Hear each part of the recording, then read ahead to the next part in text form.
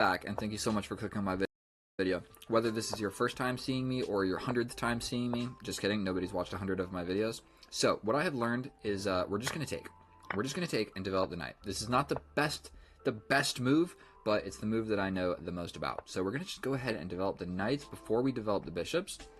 We're then going to casually develop the bishops, and we're going to castle opposite from our opponent because we're going to get a vicious, beautiful attacking game of chess.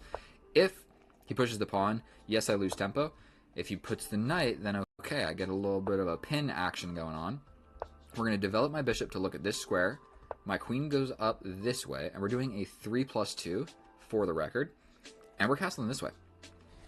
And let the games begin. Let the games begin. I have been playing an absolutely ridiculous amount of bullet, and so we're going to just castle this way. If you want to go for this, bro, be my guest. Straight up, be my guest. I'm going to put my rooks over here and launch these pawns. The rather unfortunate thing about that capture is it becomes kind of hard to crack these three pawns with my pawns in this structure. Okay, I wish there was like a better highlighting. All I know about is like what alt is blue. You see that? And then space. Whoop, never mind. That moves everything. Bishop is attacked. We're gonna take a little cheeky step back. Just a little step back. That's a weird knight move. But the same reason you don't want to take mine, I don't want to take yours. Everyone's a little bit scared. We're all looking around. No one knows where to look. Well,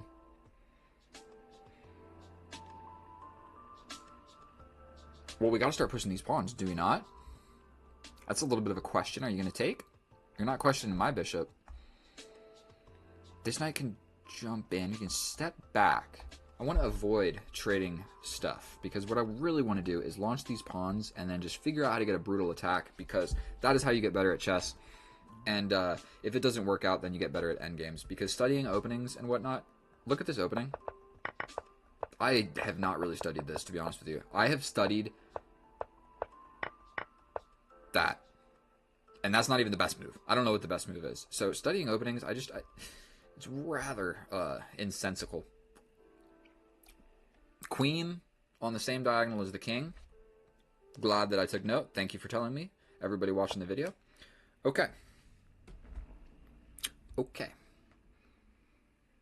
What if I just throw him for a doozy and capture the knight and say, like, what's really going on? So I'm going to just take this moment to take a nice little quiet step over to the side. That's a scary knight. That's a scary knight. He's doing a lot of damage. So we're going to trade this off. That was stupid because now we're going to lose a pawn. Take. And I'll never really be able to get rid of that bishop, I don't think. He's going to just boom, boom, boom. And that's just unfun for everybody. So awesome. Awesome. There goes the pawn. But, you know what I mean? That's why you start with 8. You're probably going to lose a couple of them. Moving around the board as such. Tactics. Did that work? I attack the knight and I attack the bishop. Oh, you can just step back and defend it. My tactics always suck. Well, plan B.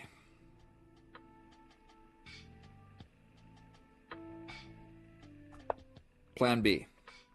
You take my knight, I got your bishop for a knight. If you don't, I have this fork. If you just put your rook on the open file, okay? We step in. This doesn't work anymore, buddy. So we are going to be getting this fork. So all of a sudden, from the depths of despair, it seems to me that my knight has made a journey. He could have just ignored, he could have not ignored it, but there were a lot of different moves, you know what I mean? All he had to do was avoid the forking squares, and I only had one square. So it's rather unfortunate that our opponent didn't think about all of that. And I feel a lot better that my king's over here. We're defending this, we're defending this. He's going for a checkmate. That's clever. Check over and then just checkmate, and that's all she wrote. So it turns out that our friend is much better at chess than I am. But what if I mean, like, I have to play this move, correct? Is there some sort of crazy tactic that I don't see? He's going for my knight, but I can take here. Give me a gosh darn second. This is getting really complicated. Okay, not that complicated, but I can take take the knight. You take...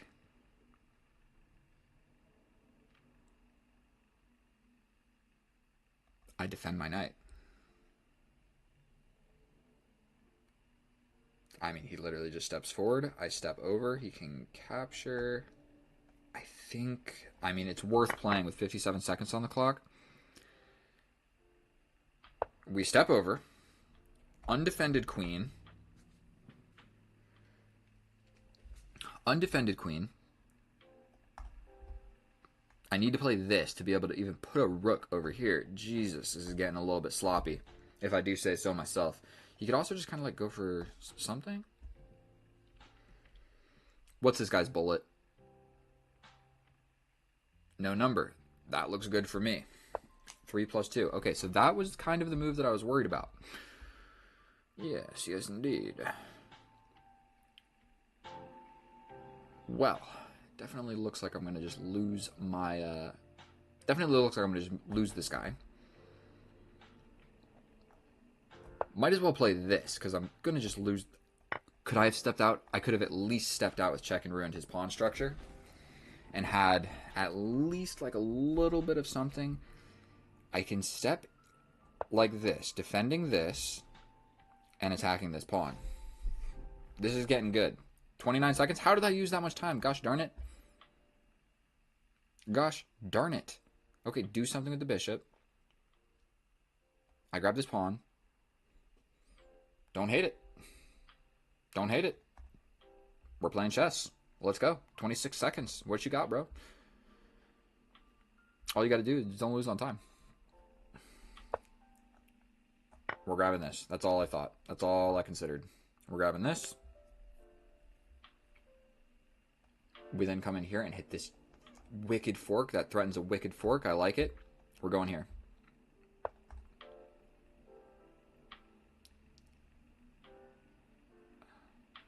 Here to get this. What is that threatening?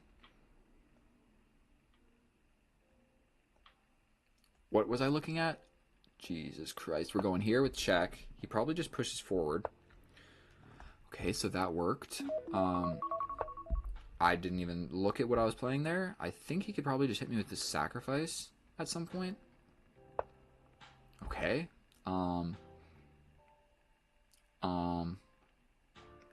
Here, and this. Okay, he's hitting me with the sacrifice. I'm stepping over. That walked right into this check. We're stepping up.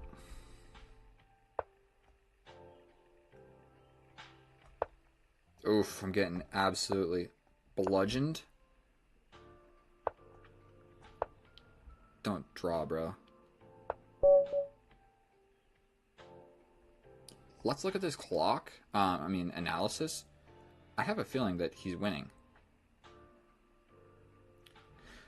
Go ahead and load, computer. Absolute zeros, but if we go back, it's mate in 2. Mate in 2. Boom. Boom. Boom. Oh my god. Sometimes you just got to give different checks. In this position, if I was him, like after this one and I stepped here, I would have played like this. Just because. And then like played this. Because sometimes wiggling around and giving different checks, you can normally give like 3 or 4 different checks.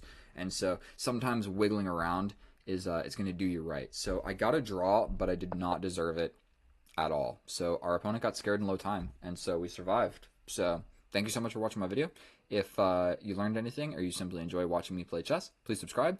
I'm trying to reach 1,000, and on my average of like 1 a day, it's going to take me a really long time, okay? Like 3 years. So if like 20 of you just subscribe right now, that would be super, super dope for me. All right. I love you guys. I'll see you in the next one. Bye.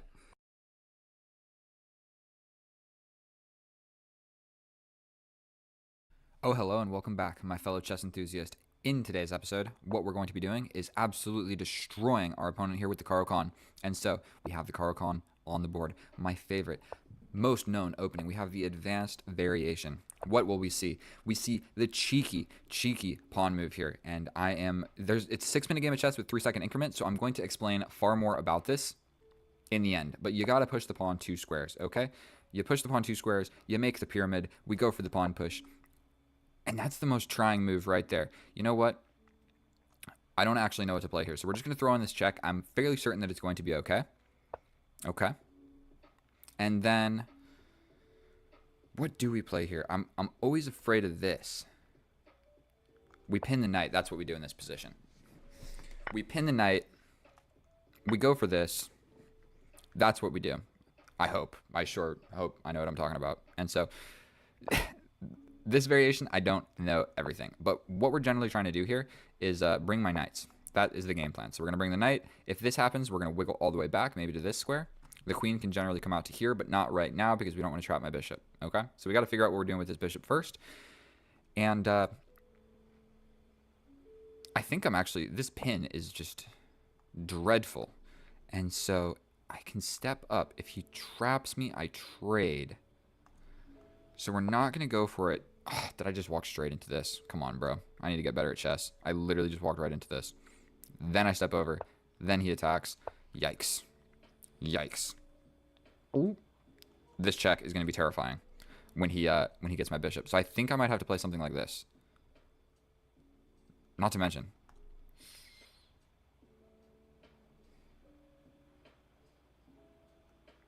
We were trying to figure out what to do with this bishop. I think that was a terrible move by our opponent right there. I think that was a terrible move.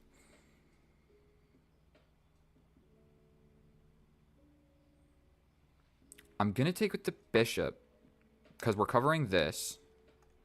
But once this knight moves, this pawn is hanging if this bishop is still in the way of the queen. So this pawn is defended by this knight, which is actually a weird configuration. So he should probably just move the bishop maybe. Yeah, moving the bishop would probably make the most amount of sense. Because once I kick this knight, if he jumps in, I'm winning a pawn like this. Okay. Dude is just terrific at chess. What a bummer for us. We have to kick this knight out. We cannot let this knight hang out, harassing my side of the board. So we are literally just going to kick the knight out. And the knight's going to go back. And I think I survived. I'm okay with giving up my bishop. He can jump in. If we take, he has this check. It's about time we castle, don't you say? It's about time we castle. And we're up a pawn. We will move my least active piece, the last piece that I have not moved. So now it is in the action. Pushing this forward seems a little bit risque, and I don't really want this knight to move, so we are just going to play this. If he plays here...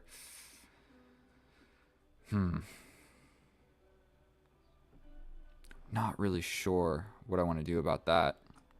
Maybe I should have thought about my move for just a second longer. Oh, if he pushes, I take. If he takes, I take. He comes in. That's scary. Really, without any hesitation, I think we're going to just take this. Right? Now this pawn is hanging, so...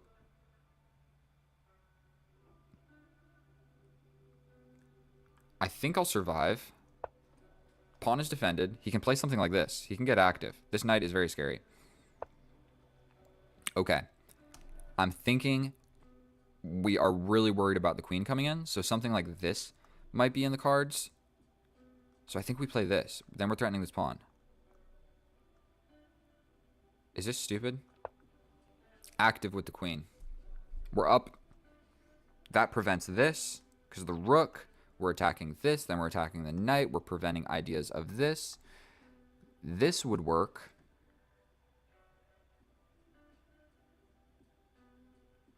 But we can just step back. But then he's got these ideas, which get scary.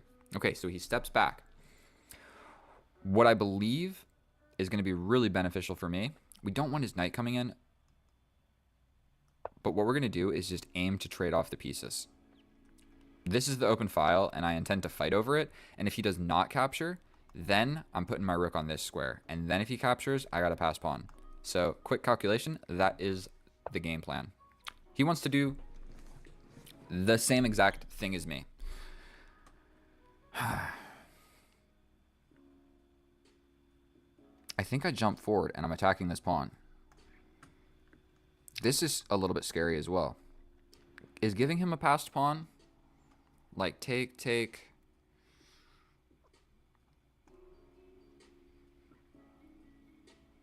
I think jumping in is going to be okay. He doubles up. That really forces my hand on that one. I can go here. We really don't like this position.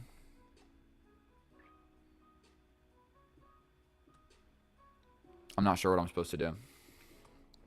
I think I just give him the passed pawn.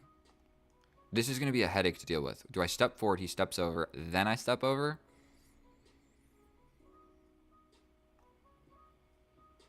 No, if I play this, he jumps in with the knight. This square is a little bit of a cause for alarm. Pushing this hangs this pawn with check. Jumping in attacks this, but then my knight is like far. I can pin the knight, and if he jumps in, I take the queen. So this move might make a fair bit of sense.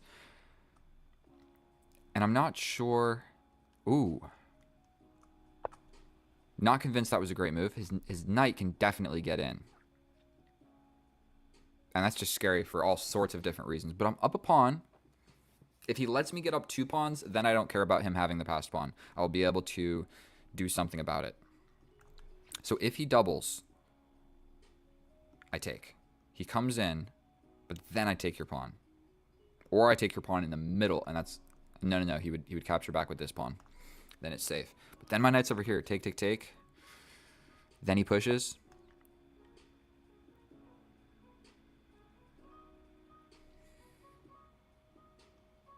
So I can just take.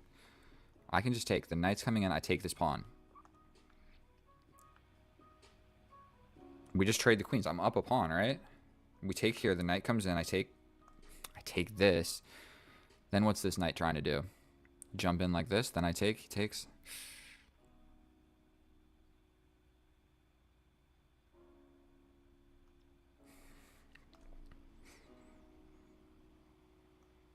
I'm not convinced.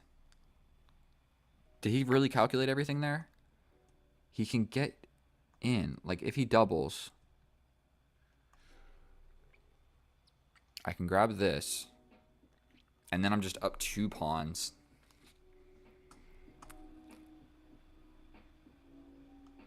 And if he doubles, I can take this. I think I'm just going to go for this, right? Or we go like this. And then we come back. Here. I come back. If you push, I block like this. You take. We're going for this pawn. You double, and I take. I think we're going to be chilling. 2 pawns is a lot of pawns. My knight on the side of the board sucks. Make no mistake about it. Okay.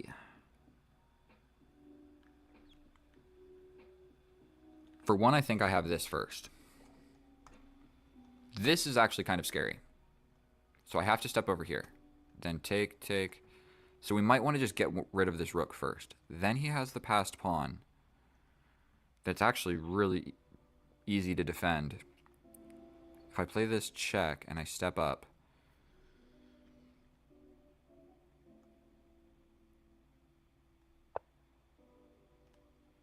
This check is almost definitely coming. Need to bring the knight back. This is where we want my knight. That is what we're trying to do here. He also just has...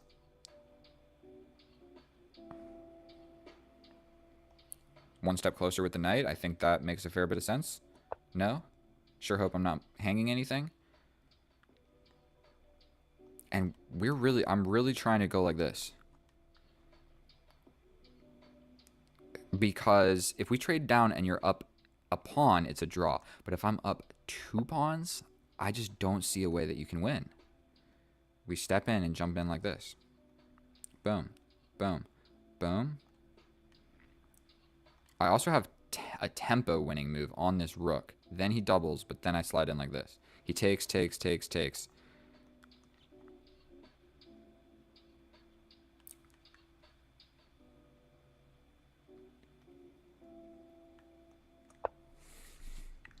56 seconds.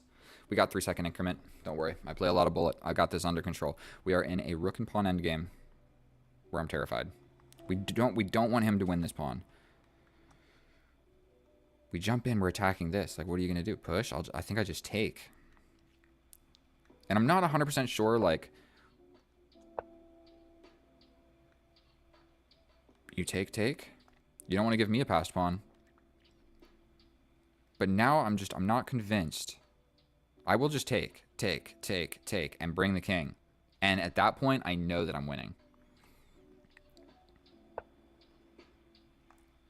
We take.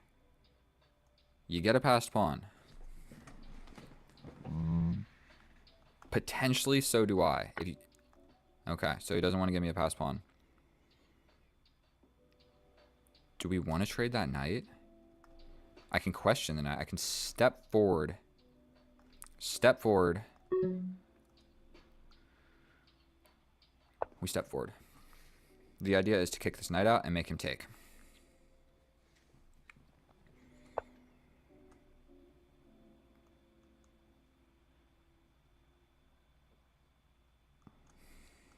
"35 seconds. I need to play faster." Okay.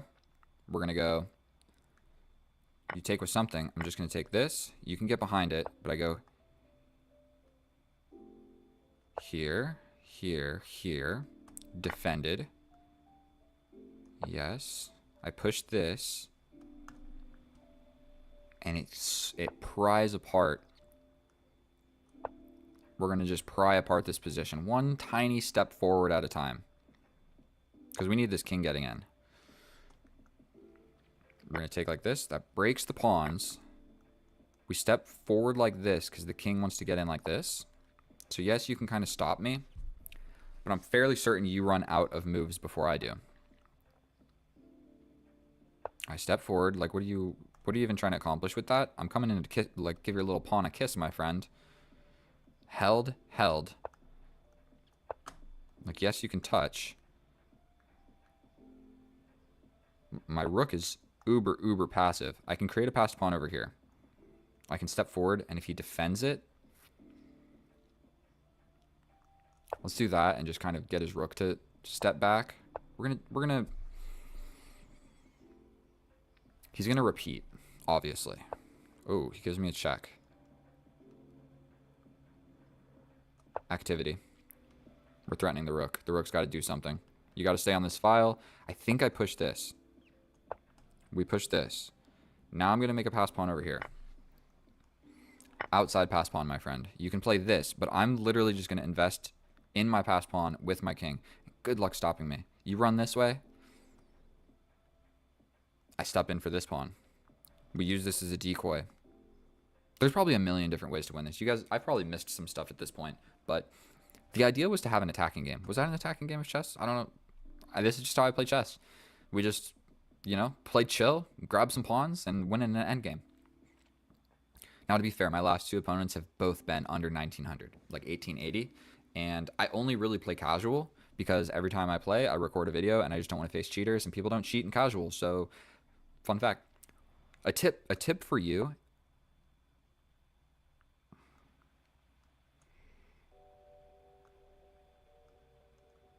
I have this, right? You step up, I step up. That's scary. This rook is annoying. I probably just give up something at some point. I step forward, right? I don't think that's going to work. He can just check me into oblivion. Okay, we're coming back. We're coming back. We will push this pawn one square at a time. This is ridiculous. This is a ridiculous position.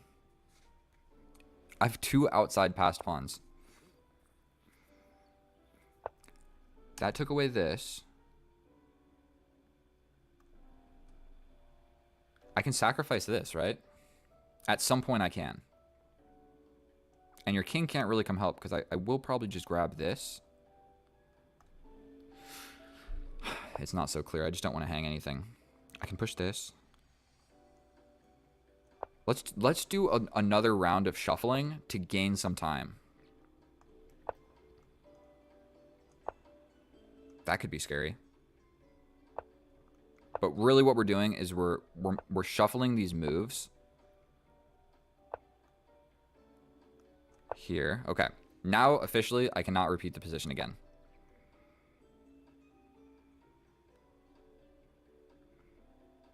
I think we push this.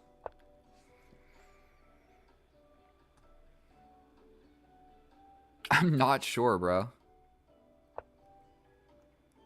We step here to touch this.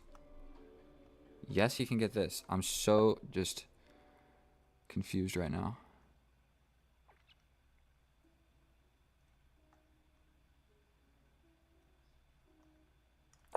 What if we just put my... What if we completely change the plan and we bring my king back to block this?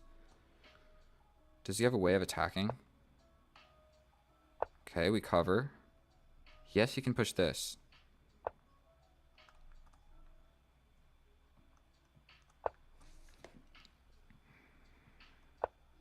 Mm-hmm.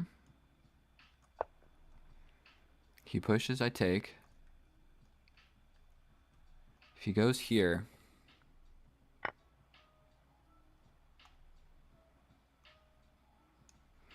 Bro, are you kidding me?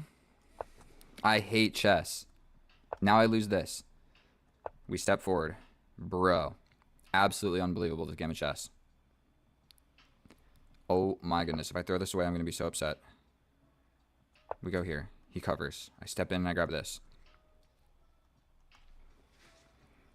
You have to play this. I step here. You step here. We touch this. We're going to sacrifice this pawn to grab this pawn. Right? And then we focus on this 2-on-1 situation in the middle of the board. We play this. Here. He's going to give me a check. I'm going to have to step up. This is not super fun. We step here.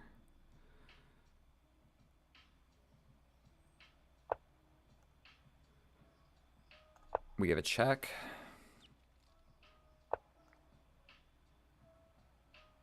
We're going to go here. If he attacks this pawn, we step back. And I'm really threatening this now. Now I'm just absolutely winning. Absolutely winning. We'll go ahead and give him some time because I'm confident. We're going to take this. If this happens, we're just putting it on a square. Here. Here, here, here.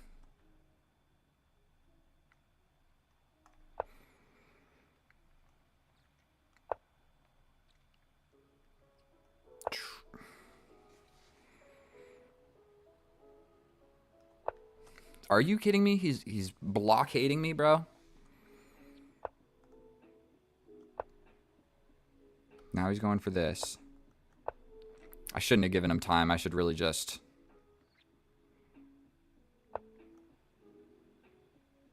I don't even know what I'm trying to accomplish. He can attack my pawn. This is ridiculous. How long have we been in this endgame?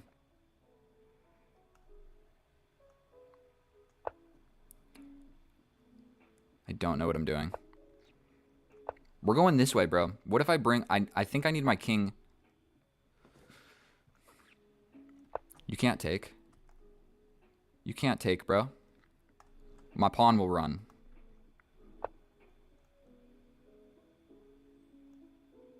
We step back. Still defended. Jesus.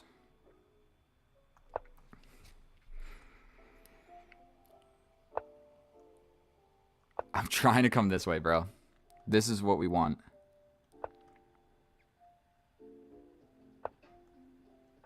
This, and we're chilling.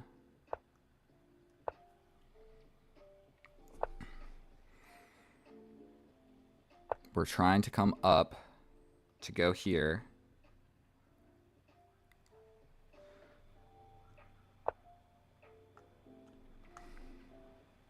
Push. I push, right? No, I don't. Oh my god, I gotta step back. This is not a draw. I know it is not a draw.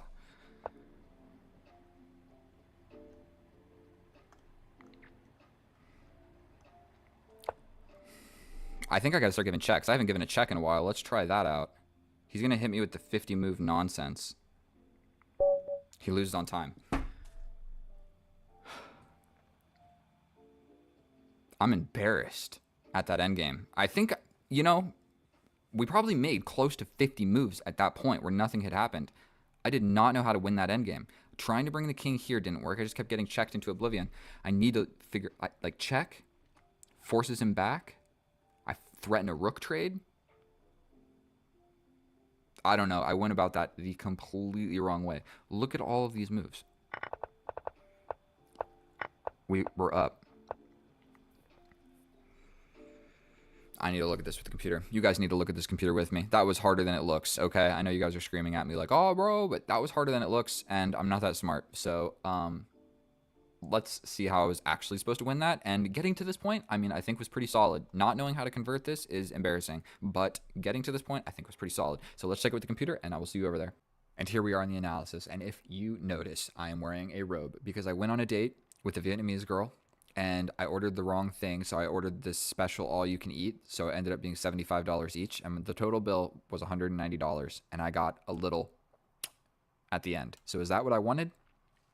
The answer is no. But now I have time to show you the game in its full entirety, okay? So I have analyzed this, and I have recorded 2 different videos trying to explain this and the best parts, and the end game was literally just beyond me. There was a few tactics, and we're going to fly through this opening real quick. We're playing the Caro Kann advanced variation. When you see this, all you got to know is push the pawn 2 squares.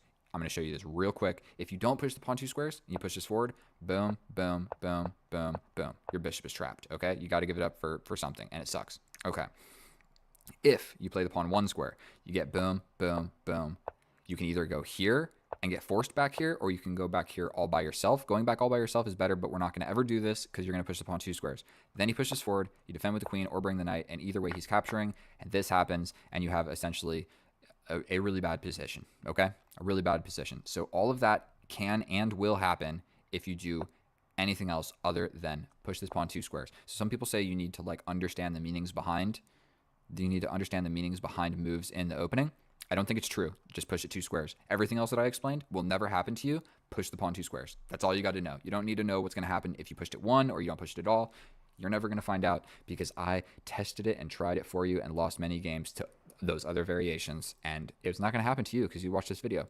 And so boom, boom, boom. This is what we're supposed to do. We're supposed to be pinning the knight. It's okay. Now I know the idea. We pin the knight. He captures. I capture back. That check would have been fine. We develop a knight. And this pawn in the middle of the board is simply hanging, okay? I can just grab it. This is pinned to the queen, so you're not going to capture back and lose your queen.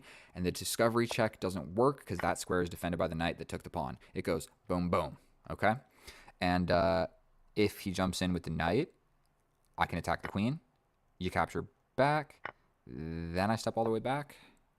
Okay, whatever. Either way, I'm winning a pawn. Long story short, I'm winning this pawn. This pawn is hanging, okay? We scoot around, boom, boom, and I question this knight. And in this situation, he jumps forward. Now, what you don't want to do is trade a bishop for a knight. What you almost always want to do is trade a bishop for a knight and a pawn. Now, if it is a central pawn, specifically this is the most annoying pawn that he has in the position, and we get rid of it. So yes, I lost the light square bishop, but I got a knight and a pawn. And not only that, he doesn't have a dark square bishop. So losing my dark square bishop doesn't even suck that bad, okay? So we are chilling. We're up a pawn. We're making some moves. And right now, this pawn is hanging tactically for the second time. We can take. If he takes here, we take here a deflection to move the queen away from attacking the knight. We take back on the bishop. And if he attacks the knight, there's a lot of different things we can do. But the simplest is like just come back. And we lose the pawn. But we're chilling, okay? I miss it. I trade off equally, and I'm still winning because I'm up that pawn. And so now if you see the evaluation is like -1, that's because I have a pawn. Tactically hanging for the third time, right? Third time. I can take the pawn because this rook was never actually defending that pawn or attacking my knight, because if he ever takes the knight, I'm just going to take your rook with check, and that sucks. So you can't even do it. So tactically, the knight is hanging again. Do I see it? No. Instead, I move my queen closer. He's got this tactic where all this can happen.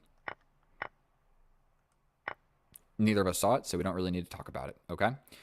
We step forward, he steps back. Yet again, he moves a defender of this pawn. But lo and behold, it is literally hanging again because now my queen is on this square. So I can take it again if the knight takes. Boom. And, I mean, for one, it's going through here. So the best move is to really just step back, but then we just trade off equally. Then I grab the pawn. I could plug the open file. Whatever. It's all winning. So was that the fourth time that pawn was hanging? It was the fourth time. 4 times, tactically, this pawn was hanging in the position. 4 times in one game.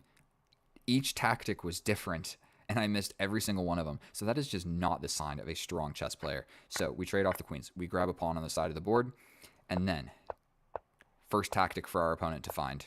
We step here. Now, the simple idea of this is a good square for my knight, and you trading knights gives me a pass pawn, and me trading knights simply means that you're just losing more because I'm winning. Now, unfortunately, he has this move. Jumping in, defended by the rook, threatening a fork of all my everything. So the best move is to really just step up, but then he just grabs my rook. So by the way, it's just attacking my rook. So if he jumps in, it doesn't matter which way I go, if I go here or if I go here to defend this square from the knight fork. Well, let's just go here. He jumps in with the fork anyway. I take, but that moved my rook up to undefend the other rook. The same tactic that I had on him earlier. Bada boom, bada bing. He missed it. Okay. 5 minutes. All right, let's just skip forward a little bit. We trade some knights, we trade some pawns, and I know in this position I am completely, absolutely winning. So we push this pawn to get my king in. Cool. He doesn't want to take and let my king get in. We're just going to take and separate your pawns. His pawns are now separated. He has 3 pawn islands against my 3 pawn islands, but 2 of my 3 pawn islands are 2 pawns. Okay, we push this forward so I have a square for my king so I can get into the position. If I can get my king here, I'm attacking this pawn. That is the idea. Boom, boom, boom. We get in. Then I figure, let's step forward with my king. Step forward with the king. Then I figure, let's step back with the king. Then I figure, let's step forward with the king. Then I figure, let's push a pawn because that is the best move because we're making a pass pawn. And then I have 2 outside pass pawns ready to turn into queens. Should be an easy way. Should be an easy road to victory, right? No. The answer is no. Now, what I did here is I did a little bit of time farming. Shuffling the king back and forth. Time farming. It's a real chess term, but it's something you can actually do. And so essentially the idea here is to get checked a few times just so I can gain some time on the increment. So I could have gone all the way up, but I guess I got scared of like my king getting stranded and cut all the way off. So I didn't do that. Not this time. But I go up 1 square just to get checked, to step back, to get checked, to then make the move that I was originally normally going to play. Cool. And I gained a little bit of time from doing all of that. Now, in this situation, I do the same exact thing. We step up, we get hit, and instead of stepping back, this is the best move and the move that I want to play in the position, but instead we go boom, boom, boom, boom, boom. And that's a lot of moves that if are played quickly, look, I got 17 seconds, boom, boom, boom, boom, boom, boom, boom, boom. Then I play the original move that I meant to play, but now I have 25 seconds when I make that move instead of 17. Okay? Now, we start pushing the pass pawn. Let's just get into this. We're scooting around, and I blunder. I blunder it away to a draw because both of my pawns are undefended on this rank. So I push forward, and my rook isn't actually defending this pawn because he can just take it, and I can't take the rook. The rook's not actually hanging because, well, it is, but then he just makes a queen. So my rook needs to stay on the back rank. I can't go up taking things. So long story short, this happens. He makes a queen, okay? So I have to go back and defend, which I do promptly. And what he needed to realize is to grab this pawn and lose this pawn, and this position is holdable. This position, boom, boom, boom, boom, everything like that is holdable, which is impossible for a 1900 rated chess player to know. So instead, he defends his asset. This pawn is his asset, and I can understand him not wanting to give it up. Plus, with 40 seconds, I've got 7 seconds. But now I step forward and I defend my asset. So now you've got an asset and I've got an asset, but at the end of it all, I have 1 extra pawn. Yes. Yes. Okay. So we start pushing the pass pawn. We're doing a shuffle, and literally, I cannot explain to you how stupid I am. In this situation, he literally showed me how the tactic worked. I pushed my pawn forward, and he just took it, and I wasn't able to take the rook because he would promote to a queen. This is literally the same tactic. I take the pawn, and you can't take the rook because I make a queen. I got confused because it's on the other side of the board, and I'm the one doing it, and it's not being done to me. But I am so bad at chess. He literally showed me how the tactic worked. I understood it, and I saw it, and then I have the position to do it right back to him, and I don't. So I don't know how many games of chess I need to play to not make stupid moves like this, but I can straight up just grab this pawn because this rook is not defending it because he needs to stay on the back rank just like my rook was. Instead, I hang the queen. Okay? I'm still doing okay.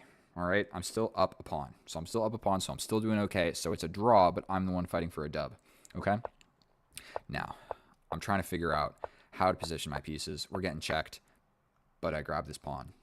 And now, I step forward, I step over, and I challenge you. I'm going to tell you what I did. I took this and I played against Stockfish on the highest level. No, I ran through this exact position with the computer so the computer could show me the best way and the best idea of how to win this position. I did that 2 or 3 times, and then I played the computer 2 or 3 times. Literally, I got a draw every single time. So this is harder to play than you would think. It's harder to play than you would think. 1 pawn is pretty much always a draw. 2 pawns with the king blockading them is also a draw. So you can throw it away to a draw pretty easily. Like I did just there. It's all zeros. But neither of us know that. And so we got to make some moves. I'm not giving up because I got 2 extra pawns. So essentially I can just keep making moves till I lose the 2 pawns. And that's when I'll give up. I'll still, even if I got 1 pawn, I'll still keep going because I'm the one it's a draw, but I'm the one that could potentially win if one of us blunders. So we're shuffling around. And I challenge you to try and find like the way to win this. Okay? I'm trying to figure out what to do with this king. We step up. We're stepping around. I'm coming over here. And why is this move throwing it away to a loss? Boom. He's coming in. 2 attackers on my weakness. It forces this move. It seems like the right idea to me, right? I mean, you're literally as active as you can possibly be. You're cutting the king off. You're tucking the pawn. Seems like the right move. It throws it away to a loss. So the reason for that is maybe I can run up this way and support this. I forget. We cover. And here, I think I need to step up. Actually, no, stepping back is fine, but stepping up is also fine. So stepping up and just giving this up, you can't actually take it. So like if I step up and you take, I just take. And so I think I realized that at some point. No, I didn't. No, I didn't. This is where he lost on time. And I made that pawn capture on move 75, and now it is move 94. So essentially, I have 30 more moves to figure out how to win this endgame. And I got to let you know, I don't think that I have it in me. The right idea is to give this check, okay? And then if the king steps up, you step in, you can give another check, and you slowly but surely you start pushing the pawns. Played perfectly, I think it takes far more than 30 moves because you've got a rook and you can just give a million checks. And definitely a human could throw in some extra checks that aren't actually the best moves, but you can just throw in some checks to waste some time and make more moves to get towards the 50 move rule. That was 12 minutes of analysis. I can't believe I didn't get this like an actual win, but I challenge you. Take this position. Boom, boom, boom. Take this position right here. White plays this, and then it's your move as black. Play against Stockfish, and if you can win this, I'm proud of you. Kudos to you, because I just couldn't do it, and I even watched how to do it with the computer. And so we could run through it, but I don't want to waste any more of your time. And I think it's too complicated for me to really explain. But long story short, what you do is at some point you give a check. And if the king goes this way, you step in somehow, and you give a check supporting this pawn push in a way where he's not going to take this pawn. It's hard to do. It's hard to do. Please subscribe. I hope that convinced you that I'm the best chess player to watch on YouTube. So thank you so much for watching my video. It's been a pleasure playing for you. And wish me luck in this date. I've been shooting some shots recently. So we'll see what's happening. All right. I'll see you guys next time. Thank you so much, and get out here. Bye. Oh, hello, and welcome back, and thank you so much for clicking on my video, my fellow chess enthusiast. If you are trying to get better at chess, you are in the right place, because what we are doing right now is facing the Sicilian against a 2,000 rated opponent, where we have the open Sicilian on the board, basically characterized by this capture in the middle. Now, there's a few things that can happen in this position. There's a lot of different lines. You can push here, you can push here, you can push here, you can push here, you can push here. And I think that's pretty much all of the main lines right there. But that's too much stuff to be memorizing. This is called the Accelerated Dragon. And so what we're going to do is just bring our knight here. So essentially he's going to come through and apply pressure to this knight. So we're going to develop our bishop, adding another defender to this knight in the center of the board. That is attacking our pawn over here. But what I have learned is actually going and defending it with the bishop is not what you want to do. You put your bishop to an active square. This will sort itself out later We then want to do something with our queen. We have to keep it here, essentially. Not anymore, because now the bishop doesn't see. The bishop no longer sees my knights. Look at this. We got 4 knights. Nothing. This can only happen coming out of the Sicilian defense. And now this is probably what's coming next, where it's going to be hard to hang on to this guy. But we're going to step back with this bishop over here, eyeing this super long diagonal on the side of the board. He pushes over here, eyeing to put his bishop here.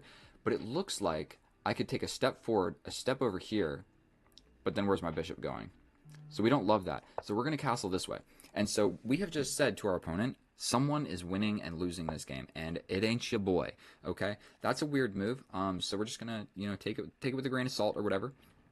This knight is undefended, so there could potentially be some tactics that unwind in doing something. I would love to just push this pawn forward, but then he jumps in and attacks me. So I think we're gonna push this pawn first, so then we can push this pawn. And he put his bishop. In front of his pawn over here, the A pawn. And the A pawn is kind of the javelin that he's going to want to throw at the heart of my position by getting it here. Does that sound good? Okay, so a lot of stuff's being forked right now. I can just take, but then the bishop unblocks the javelin, so I don't love that. If I step over and he captures and I capture... Ooh, that gets scary. It walks into ideas like this. What if I just pin the knight? You take my dude, I take your dude, you take my dude? No, none of that's good. None of that is even slightly good. If I step over here and he sacrifices, let's do this. I feel like he has to defend, but I can undefend it. This is scary because I walked into a pin, but the way pins work is we're both pinned. So when the knight moves, we see each other. So it's all about who moves first. And right now what I'm doing is adding an attacker to that knight. And so I have definitely slipped a little bit further behind in the clock than I would like to do so. This attacks my queen, so we step up. Also, we're defending here.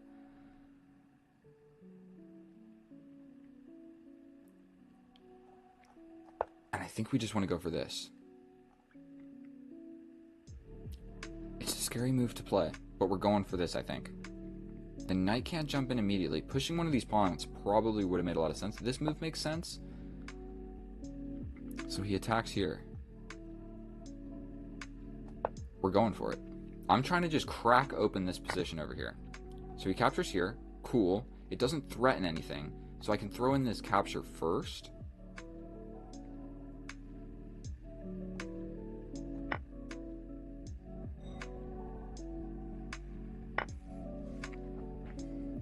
We can also double attack the queen. Does that win? Like, yes, I lost the pawn. We jump in and attack the queen. You have to do something with the queen because I'm attacking it with 2 different pieces. I'm also attacking the rook. Is there anything meaningful that he can do with the queen? This is a crazy looking move. He could just double attack on the queen, right? That's the move that needed to be played right there, I think. And if you capture, well, for one, I can throw in a check first and then take the queen. So not only that, it just makes matters even worse. So now I think it is probably time to cash out on the rook. You capture like that. I'm capturing like this. I'm going to look at this guy. That's scary. We go here. No other move to play. If he moves the knight, we have a check.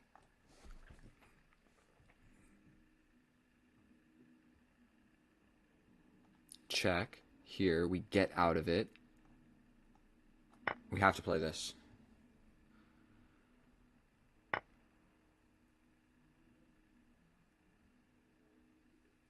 That was fancy. I get your queen. So now it looks like we have just greatly simplified the position right now. Is there anything cool that I can do? Alright, we're going for it. He gets out. Oh, it's with check. Freaking heck. Now it's like really even. And he's got the bishops. Oof. It's not really even. I'm really losing. Oh, chess is so heartbreaking. We slide all the way into the position. Don't know what else to do. There's back rank checkmate ideas looming everywhere. He's got 3 minutes on the clock. I did not calculate something correctly in this game of chess. Okay. Literally, I have like no squares to move. I need to, like, boom, boom. We're going for this. We're going for this to then get a check. He just steps back. We attack this guy. This is all I've got going for me. And he can just step back and go for this.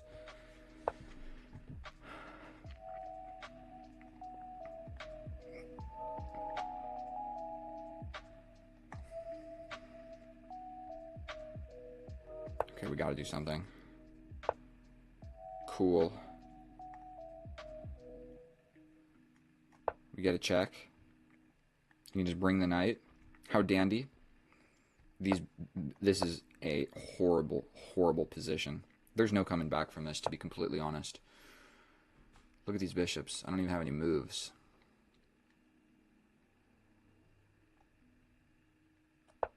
Step forward? Like, what on earth did that accomplish? You can just bring the rook at some point. Like, step back and bring the rook.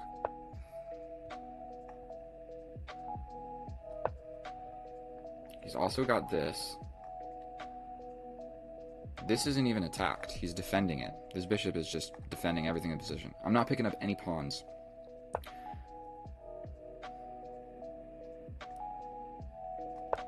We step forward. He can pin it. That's kind of a risky move, though, is it not?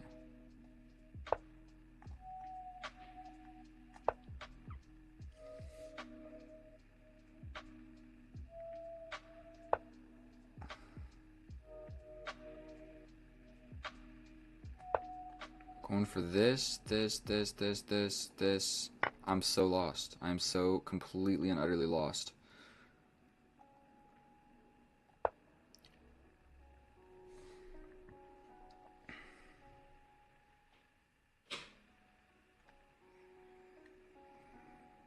And he's got 3 minutes, bro. If you've made it this far in this video, just find some solace in knowing that we're making a comeback, is what we're doing. We get this guy. Now he is only up all these pawns.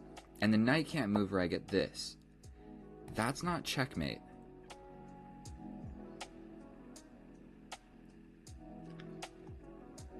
There might be a way that I can trap this rook. I mean, not rook, knight. What if I go here?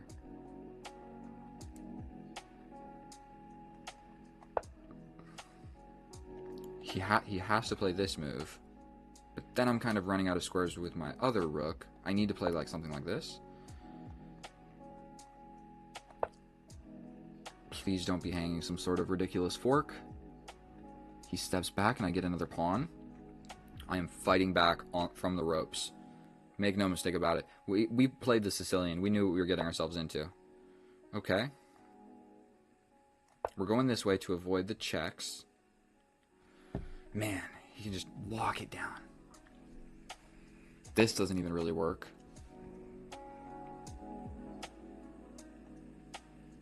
Let's shuffle around maybe a little bit.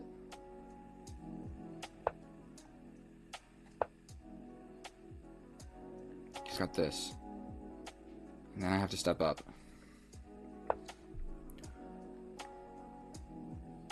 Check.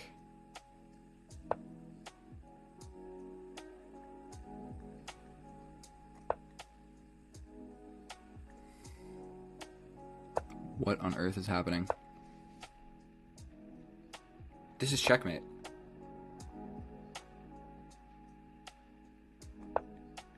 This is checkmate. This is checkmate.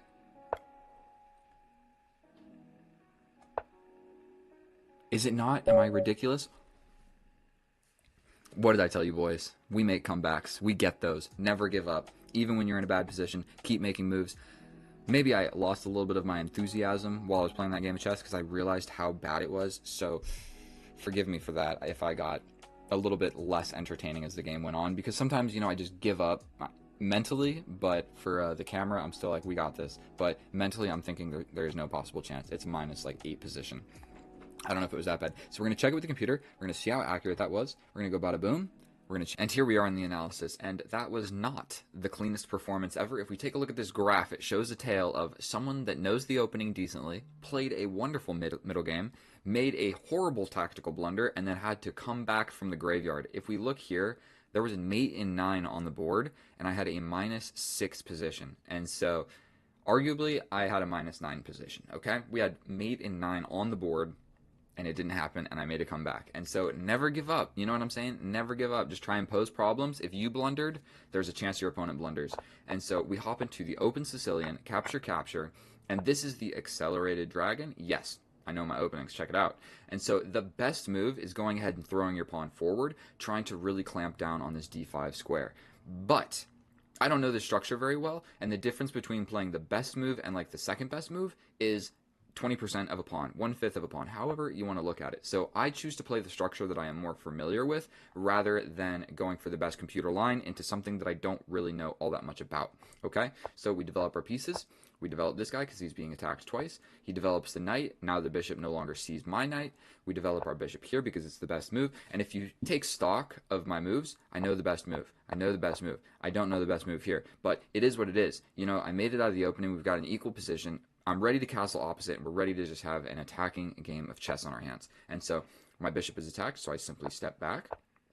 And then I believe what my game plan is to launch these pawns, is generally what I'm going for here. And so I push this, which is an inaccuracy. But the reason I'm pushing this is because I want to launch my f-pawn. But when I launch my f-pawn, I don't want this knight jumping over here, attacking this guy, because I don't really have a great place to put him other than here that's not being attacked by this knight. I know that's a lot of arrows, but long story short, we don't want this knight going here, so I put the pawn there, so the knight's not going there anymore. Instead, the knight comes over here, where the best move is to give up my light square bishop for the knight. I don't want to do that because right now my bishop is, for one, defending this square, which is kind of a weak square for my king, and then for two, we're hitting this diagonal where the enemy's king is. So I step over into this pin, but it's really kind of a situation of who's pinning who, because you can't move the knight or I take your bishop. And so as long as he doesn't have like a check with this guy, then my queen is safe. And so it's a scary move to play, but you can make moves like this when you are like okay at chess. So he captures. This is attacking my queen, but just like we talked about, I can step up. We're all good to go. Then I go ahead and I stick with my plan. We're ready to start launching these pawns. I feel like in this position, he's got this hook, and I feel like I'm able to crack open the position better than he is able to crack open my position. Plus I have like a lot of defenders over here and sort of an attacker-defender. So in this position, I make my first mistake of the game. I'm supposed to push this pawn. If he plays the best computer line and jumps over here, he straight up just gets trapped and has to sacrifice for this pawn. If he pushes this pawn, I simply just grab a knight from my pawn and we're happy. So the two best computer lines, nobody was ever going to play. He was going to step back, in which case I can attack the queen.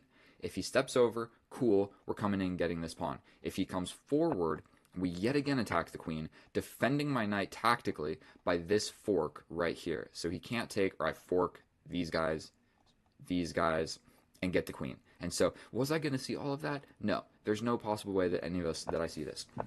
So, instead, I go with the more forcing move. Maybe not the more forcing move, but my pawn is confronting the structure in front of your king, okay? So capture, capture, boom, and then knight sacrifice, not really, but a double attack on the queen. It's a fork, double attack on the queen. This is the most fancy move of the game by far. The knight is hanging, but the queen is hanging. I'm also hitting the fork. There's a lot of stuff going on. He has to slide over, and at which point we grab the rook. Then things get a little bit out of hand. For one, I did not see this diagonal pinning my queen to the king. Didn't see that, but you always need to be worried about this. When you castle this way, it's very common that this actually happens, and your queen and king are on the same diagonal, and I don't even have a dark square bishop to confront his dark square bishop. So when you have time, stepping over with the king is generally one of the best things that you can do, simply so stuff like this doesn't happen, and you're a little bit safer here than you are here, okay? And so we have to block with the knight. We're supposed to just defend, but I decided to try and get fancy, where I only calculated really 2 moves, and he didn't play either of them. I give up the bishop. Now, what I had calculated was if he steps forward, we're good to go with this check. He has to block with the knight. We can defend. We can bring another thing. Okay, not like that, but we're going to have a really comfortable position, and we got a pawn and just a huge attack in the position. So that's what happens if he goes here. If he steps over, boom, I could still try to do something, but I guess the best move is to push this pawn. I guess you don't want to do this because the bishop comes in, so I could have just locked it down, and I still have an absolutely crushing position. If you take, I can take like this, opening my rook up, so he takes back, but then I'm going to give checks, and I'm going to figure out how to get in here. I'm like really applying pressure. Unfortunately, neither of those moves happened, and he took with the queen, because if I take his queen, he takes my queen with check because I'm still on that same diagonal. None of that changed. And so I completely just screwed up this part of the game, essentially. Then I'm supposed to just defend. That would have been the better move, but then the queen comes in, could have happened. I feel like he probably would have just like taken, step back, step over with the king. We got an equal position, so I should have just defended. Instead, I kind of accepted my fate, which made no sense because I'm losing the knight, so it's not a fair trade. Like, yes, we're trading the queens, but I'm not getting this bishop because take with check, I step over, you get the knight, and I didn't get the bishop. And so now, look at this. He's got 3 minor pieces for my rook, and my rook hasn't even moved yet. And so we're sliding around. Really don't have a lot of great moves. I'm trying to make this wall to prevent this bishop from seeing this square so I can give this check. That is the whole idea here. So we slide over. We give a check. This is hanging. Then I push the pawn because I don't want the bishop to grab it. But there still is just this move where these are pretty common, actually, where you go ahead and you attack me, and I can't slide back over to defend this pawn because the bishop cuts off all of these light squares. Okay? So this kind of like forking thing and getting a pawn is pretty common with the bishops. So we start moving around, making some moves. I'm completely lost. Trade. It's saying to take. I'm not taking. Not in a million years. Mate in 10 on the board. Yet again, the computer's suggesting that I take the knight. I'm not doing it because I need both of my rooks or I'm losing guaranteed. Now my rook is kind of active. We're like doing some stuff. And finally he makes a blunder and throws it back to complete equality. I'm hardly losing anymore because he straight up just hung the bishop. So basically the way we have it is 3 pawns versus 3 pawns, rook versus rook, and then bishop and knight versus my rook. So it's completely equal, but I would say better and easier to play from the black side. So we're sliding around, we make some moves, we step over, and in this position, he could have just locked it down. He plays this, and arguably my rooks are separated, so my rooks can't see each other or defend each other or really work together, and this rook has a hard journey of like getting into the game. The king is here, so even if I say like bring my rook here, I still can't even really get into the position. All of the squares are covered. Like all of the squares are covered. Look at that. Every single square. Boom, boom, boom, boom, boom. Okay. And so he didn't play it. Instead, we tickle the bishop around. The bishop moves, and we get this skewer. What is this called? I'm not really sure. Where I attack the bishop has to move, and then I get the pawn. I don't know what those are called, but that's what happened. We get the check. He steps over. I'm threatening checkmate at this point. He comes in with a check. My king hides on the side of the board.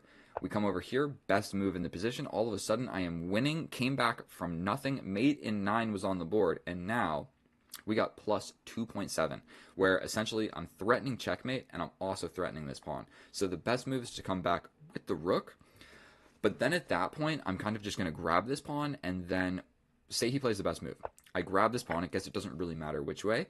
But in this position, I have a 2-on-1, which is good, but it's not that good. Once I win this pawn, either way, it doesn't matter. Then I have a 2-on-0, and then I promise you I'm winning this game because the 2-on-0 is very valuable. The 2-on-1 is valuable, but not that valuable. I'm not sure how like you can calculate it or whatever, but I would say that this is like plus 2.5, and then getting rid of this pawn is like plus 6. Like two connected pass pawns are powerful. Definitely when the king is close and the rooks are close. Like it might even be more than that. And so if that was to happen, then the game would have switched to pushing these 2 pass pawns. That's what everything would have been about. Even if he wins this pawn, I think mine are just faster. And so, unfortunately, he doesn't see that. He steps back. Or fortunate for me, unfortunate for him. He doesn't step back. We give the checkmate. The only move is to block with the rook. I simply capture, and then it's a ladder mate, plain and simple, on the back of the board. So thank you so much for watching my video. If you learned anything or if you simply enjoyed watching me play chess, please subscribe. I'll see you in the next one. And thank you so much. Bye. I love you.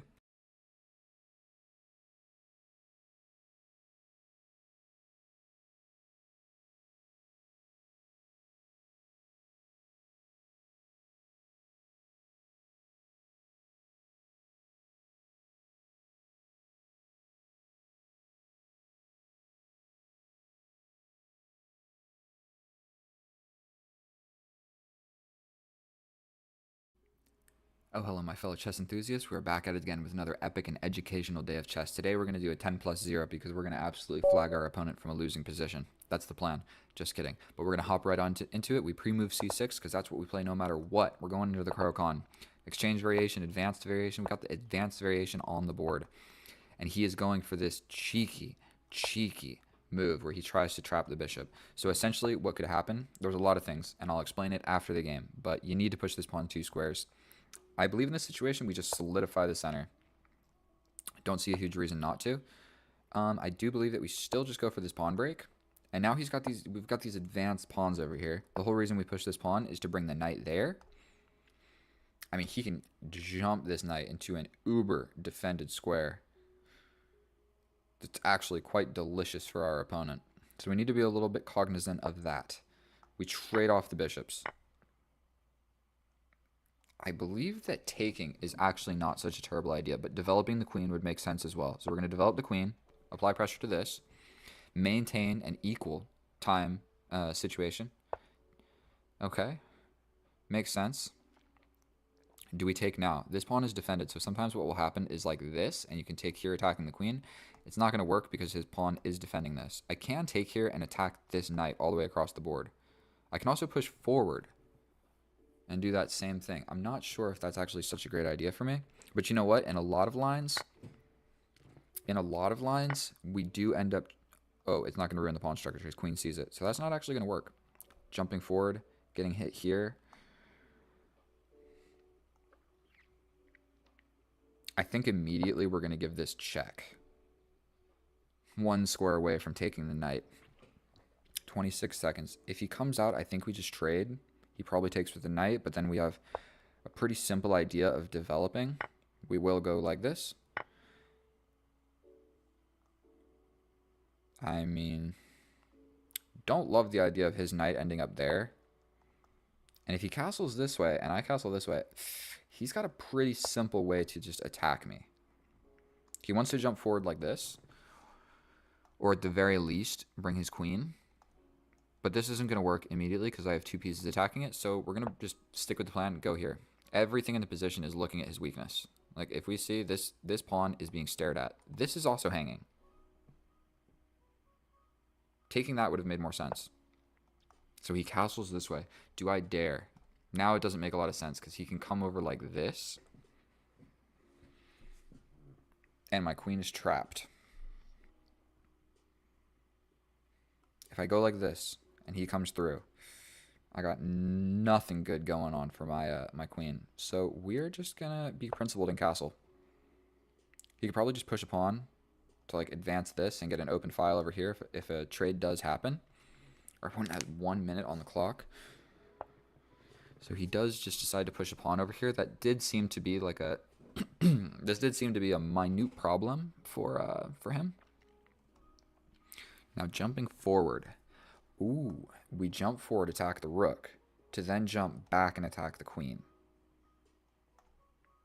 I'm not convinced it's a great plan, but I don't think we're going to be winning this pawn anytime soon because he can just defend it a million different ways. So what if we jump and attack the rook? The rook will probably go here, but then we jump back and attack the queen. The queen might then go here. We'll bring my rook over here. He'll probably bring his knight. Let's just go with it. Let's just go with it. Hard to say. I mean, the whole idea was to jump forward. We are now attacking the knight. We're attacking the queen with our knight. Our knight is on a good square. He can't immediately trade it off. I mean, I guess he can jump in like this. But is that good for you? Hard to say. This becomes a fork in the position. I really would like to develop my rook. Jumping forward and attacking the queen and forcing this trade. Does that make sense? Now he can jump back. He did vacate a square to just trade off this knight. So I think in the meantime, we're going to just bring our rook over here. He'll probably jump back. Oh, he wants to just jump in and trade this way.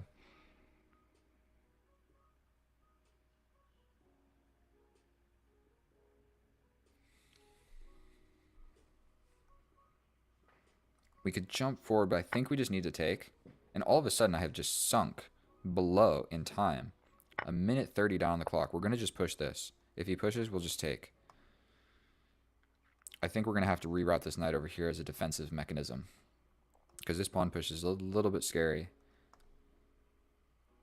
Because my pieces are kind of walled out. Like, I can't even get into the mix. I could trade something off here. Potentially, like, force this trade. Like, jump in. I think we're going to take the time to do this. If he does push, we just take. Now we can jump in and attack the queen, but I'm not so sure that's a great idea. This kind of just immediately walks into that. Then his knight would come. Then this check would come. Think that I might just get splattered. Absolutely, I might just get plastered in that position. So we're going to step back. He probably needs to play this immediately. Yeah. But we are just going to take. His knight will take. My knight will jump into the middle.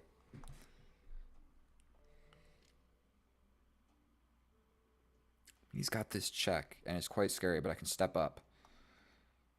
So we're going to defend it like this. If he does hit us with this check, I mean, he gets pawns over here, but I feel like I'm sort of safe, actually. And my knight is a little bit, like, unopposed. So he hits us with the check. Do I take and allow this and then just step up? He would then play this. I could bring my rook over. Or do I just step up and let him take? Either way I do that, it ruins my pawn structure, and I just don't think it's great. So I think ruining his pawn structure is better. We then step forward and attack the pawn. If he pushes, dare I just take?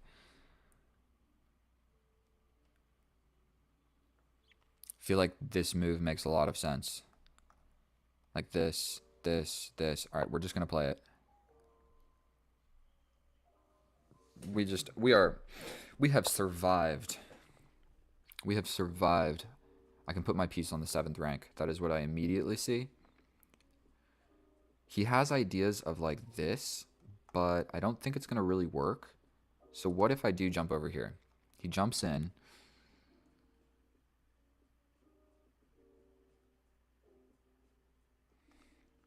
I don't want to have to play a move like this. What do I do?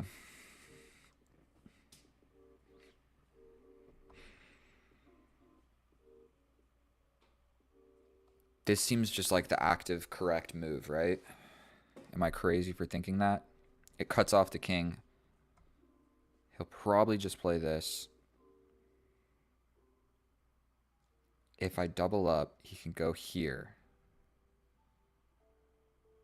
That's quite scary. So what if I go here? No. What do I do? I hate these types of positions. I'm just defending with my life. Do we just immediately go for like a queen trade? What if I break open? Does that make sense? We break open the position. Or we just bring the rook over here immediately and like go for something? I feel like this has to be right. I don't know what to play. We're doing it. He can bring a rook. This doesn't even actually like attack anything. What if he just brings the rooks? And then brings another rook. And my stupid wall of pawns is like preventing my queen from actually getting back over here to help. Sorry about that. Okay, so he does want to do this. If we step over, he steps in.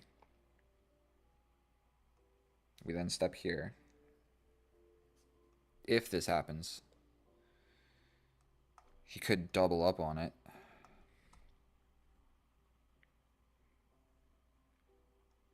We defend like a scared little boy. Like this.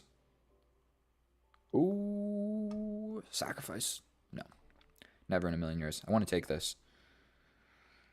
Do we go here first? Then if he steps in, then I threaten the trade.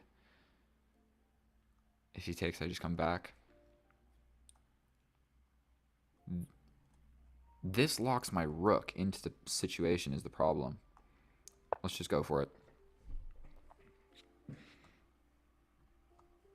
And if I take and this happens, this passed pawn becomes a huge problem for me. Because we would get into a rook and pawn endgame where my king can't move because I need to maintain defending this advancement. Like this structure, if he gets his pawn there. So I'm not convinced that trading is great for me, but I don't see what else to do. His queen is like posing huge problems for me. And he can essentially just do something like this. So I'd probably have to take, then double up, then he takes, then I'm in. And I don't hate it, actually. I could maybe like get behind it or something. That lets me grab this, right? I grab this. Here. And then I'm ready to come back. Here, here. Here, here. We're just grabbing it. Am I going to get battered around and lose my undefended rook somehow? I sure hope not. Like, this would be scary. Okay, he hits me with a check.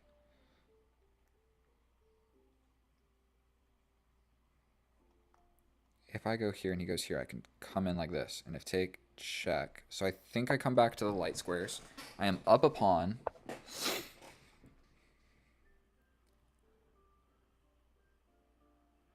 I think that I have time to bring this over.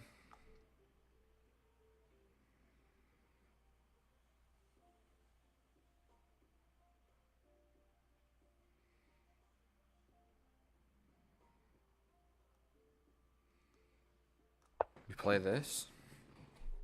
This pawn push is so terrifying, but his king is at least in the way of the rooks joining the party. Now my rook is at least defended. I think I bring my rook here. If this happens, then I win your queen, so you can't really do that. If you push forward, I can just take. You give me a check, and then I step back. You give me this check, and I step back. And it's really scary, but I think I'll survive. So if he pushes this, I might just take. Check here. I don't see a way forward for you, buddy. Other than absolutely flagging me. That would suck. Is my face too bright? My face is always too bright in these videos. I'm going to put this little piece of paper in front of this light. Boom. Is that better? I care about my viewers' eyeballs. So this situation is actually not so bad anymore. Okay, so he steps over. I can take. We can threaten the queen trade. Take. But then there's something like this. Don't love it.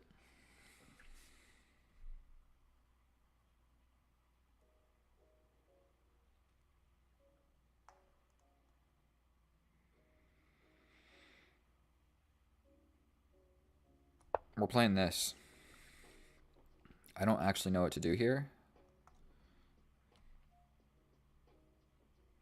But I'm up a pawn. As long as I don't get checkmated. He did take. I'm going to take.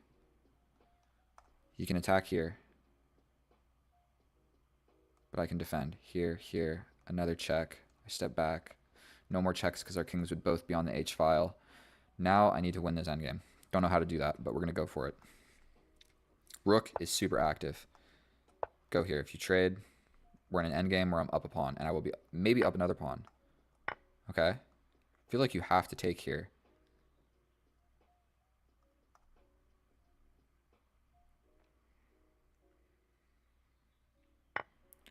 I think that I take like this. Because this check... I think I just risk it all. And we go for this. Oh boy. What if I go here? Then you go for this open file. Then I come in. You come down and win everything. Here, here, here, here, here, here, here, here. I have 2 passed pawns, but then so do you. That's probably losing. Here, check. We're stepping back. We're going to go like this and try and push. I have an extra pawn. We're going like this. We will push here. Maybe I push these as well. 29 seconds. I think we're just going to push here and try and like get rid of these pawns and get into an endgame where I have one idea. I think we can take. We push.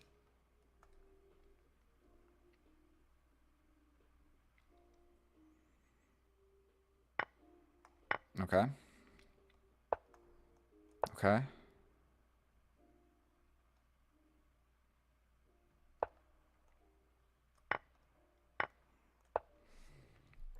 He can step up.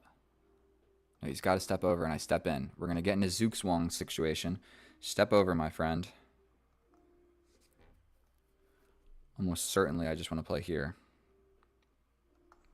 And I'm not playing...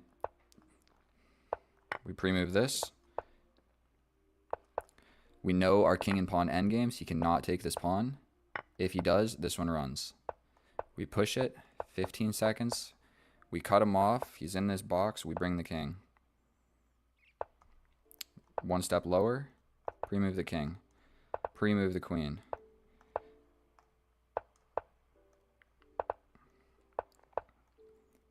We get the checkmate. Oh boy. How accurate was that? Pretty gosh darn stankin' accurate, I think. Let's look at this. I don't think I made a single mistake. It was a perfect game of chess. No, I'm just kidding. There was probably definitely some errors.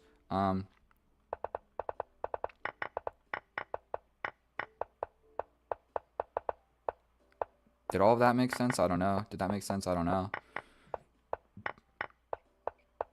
Actually, I think literally grabbing that pawn with my king was a little risky, but it just led me into this endgame where I knew he shouldn't have done this. For one, from what I would have done with 3 minutes and 48 seconds on the clock, he had no reason to trade the rooks. He could have literally just harassed me forever, giving me a million checks, threatening this pawn, threatening the open file. He could have flagged me if he knew what he was doing. I don't know why he didn't. He literally just played very... He didn't need to do that. He didn't need to do that. So I think 91% accurate. Is that too ambitious? I don't know what you guys think. Put it in the comments. We're going to go check it with the computer. And here we are on the analysis. And what did I say with the accuracy? I spent a while analyzing this game. I think I said 91, right? I believe. And so it was a pretty good game of chess. I definitely missed some stuff. But check out this accuracy down here. 91%. One blunder, and my blunder wasn't really a bad blunder. It was just a miss-win blunder, which is bad. 11 inaccuracies because defending that position was not good. That might be the record I've ever placed. 11 inaccuracies. Very rarely do you see double digits, but all of them are like hovering around. Like they're not a big deal. And so we get the Caro-Kann. Let's turn the computer on. I know my Caro-Kann quite well. We played literally the best computer line the majority of the moves. You're supposed to bring this knight out when if he pushes this pawn, even if he doesn't push the pawn and it's still over here, you bring the knight out, and if he trades the dark square bishop for your knight, it's technically good for black, but dude, it gets hard to play because castling this way becomes sketchy, castling this way becomes sketchy, your pawns are doubled over here. It gets hard to play, so I really don't like going into that line where they capture the knight over here. When the pawn is here, you're safe because he's a few moves away from even being able to move this and take your knight. So that's one tiny overlaps. So the way that I get around this, say that he's not pushed this pawn, the way that I get around it is I develop the knight, trade off the, because we got so many pawns on light squares, we trade that off, we bring out the queen, we trade here in the middle, but then we can develop the bishop with check and then trade it off, and then we can happily develop our knight and get him here, whether we go this way or this way. The end goal is to get my knight on that square. And so I was supposed to just take here. I didn't like that because his queen, I guess I could have came in with check, and then he takes, and then I'm here, and then he has to awkwardly defend this by scooting the king over, and he can't castle. I guess that would have made actually a fair bit of sense. Didn't see all of that. We just trade everything off, and we're in a good position where simply knowing the opening and have played it and having had played it a bunch of times, I kind of know what I'm doing here. We get the knight to the destined, the promised square. And actually, this knight is really powerful there. And so he castles, I castle. And my little rerouting idea, it's one of the best moves, but simply just playing on the open file with either one of the rooks would have been preferable. And then realizing my knight is here. He's attacking this weakness. This pawn can't push immediately because I'm attacking it. I'm applying pressure to the middle, and I'm getting ready to jump in. So if we're just comparing the knights, like this is the best knight on the board compared out of all of the knights. And so doing this little tactical, whatever you want to call it, to get it here wasn't actually that great because you can just move the queen and then trade it off at given will, or move it forward and trade it off that way. And so this was pinning these pieces down to hold this. It was pinning this knight down to hold this. It was preventing this pawn from pushing immediately. Doing this little reroute didn't make a whole lot of sense because he can just do that. And now my beautiful knight that's in the middle of the board can no longer return to where he was living. However, everything is still good. He should have taken with this pawn. Hard to say why, but he should have taken with this pawn. Oh, no, it's not hard to say. He should have taken here because when he takes here, this is my blunder of the game. I can take this because this pawn is pinned to the king by my queen. So I would have jumped in and attacked the queen, and then I would have been able to jump over here and prevent this pawn push. That would have actually been a dope grabbing a pawn and defending beautifully. Because I attack the queen. Queen's got to do something. Basically, no matter where you go, my knight jumps over here next. Is defended. This pawn can't push. These pawn breaks are less scary. Don't see it. So now we've got more or less equal position. We take here. We jump my knight in. Then the computer is suggesting that I scoot the king up and go for this. But this looks scary, and it looked scary in the game when I calculated it, because now these pawns are just like, I like what I did. The computer says that this is safer, but if you look, that was 0.8, and what I did is zeros. Okay, so it's about the same. It's like a pawn difference, but he's got the doubled pawns. My king, I feel, is like kind of safe. And here's where we start making our inaccuracies. This didn't make any sense. I should have just brought the queen back to prevent his queen from getting to these crucial, scary squares. Also, it would have been immediately attacking a pawn. We scoot back. He scoots back. This is a blunder. And what I really needed to be deciding here, taking the pawn, going up a pawn is a blunder. But what I really needed to be doing was pushing this pawn at some point because it would free my pieces. And so I'll show you very quickly. We get checked. He moves around. I needed to push this pawn because if he takes en passant, my queen gets involved, and then all of a sudden I've got all of my pieces looking at this square. And we're good to go. I'm up a pawn, and I'm like active. My queen is not active over here. This rook is not active over here. So if we just push this pawn and we trade it, all of a sudden both of them get activated by trading one set of pawns. Don't see it. Don't see it. We go here. We scoot in. Never in a million years should he have traded this. So this is not a great move by any means because I should have gone for this pawn push, but I didn't see that. But it isn't only an inaccuracy if he didn't take. Oh, it's still an inaccuracy even if he does take. I don't understand. This is simpler. With 1 minute on the clock, take the queens off the board. With the queen still on the board, you can lose. And so here, I should have just taken, give him the open file, and then I take this. Then his king is cut off by my rook. I could defend this pawn. Like, yes, he can get in, but I could slide over and defend it. And then my king could slowly, like, encroach on the position. This is also a passed pawn. Whatever. I defend it this way. We're good to go. We trade like this. I take with the king because taking here would destabilize this. And these are my weaknesses in the position. And if I took here, eventually his rook could get in here and hit me with this fork and take that with check. And I don't want that happening. So instead of going forward and being very valiant about just taking this pawn, I scooted back so I could push this pawn while defended from all the checks. Okay? So that's not a terrible plan. Spending 30 seconds on it, 40 seconds almost, is definitely not the plan. We push these pawns, we trade the rooks, and again, from our opponent's standpoint, I have 26 seconds on the clock. He could literally like give away this pawn or whatever for free.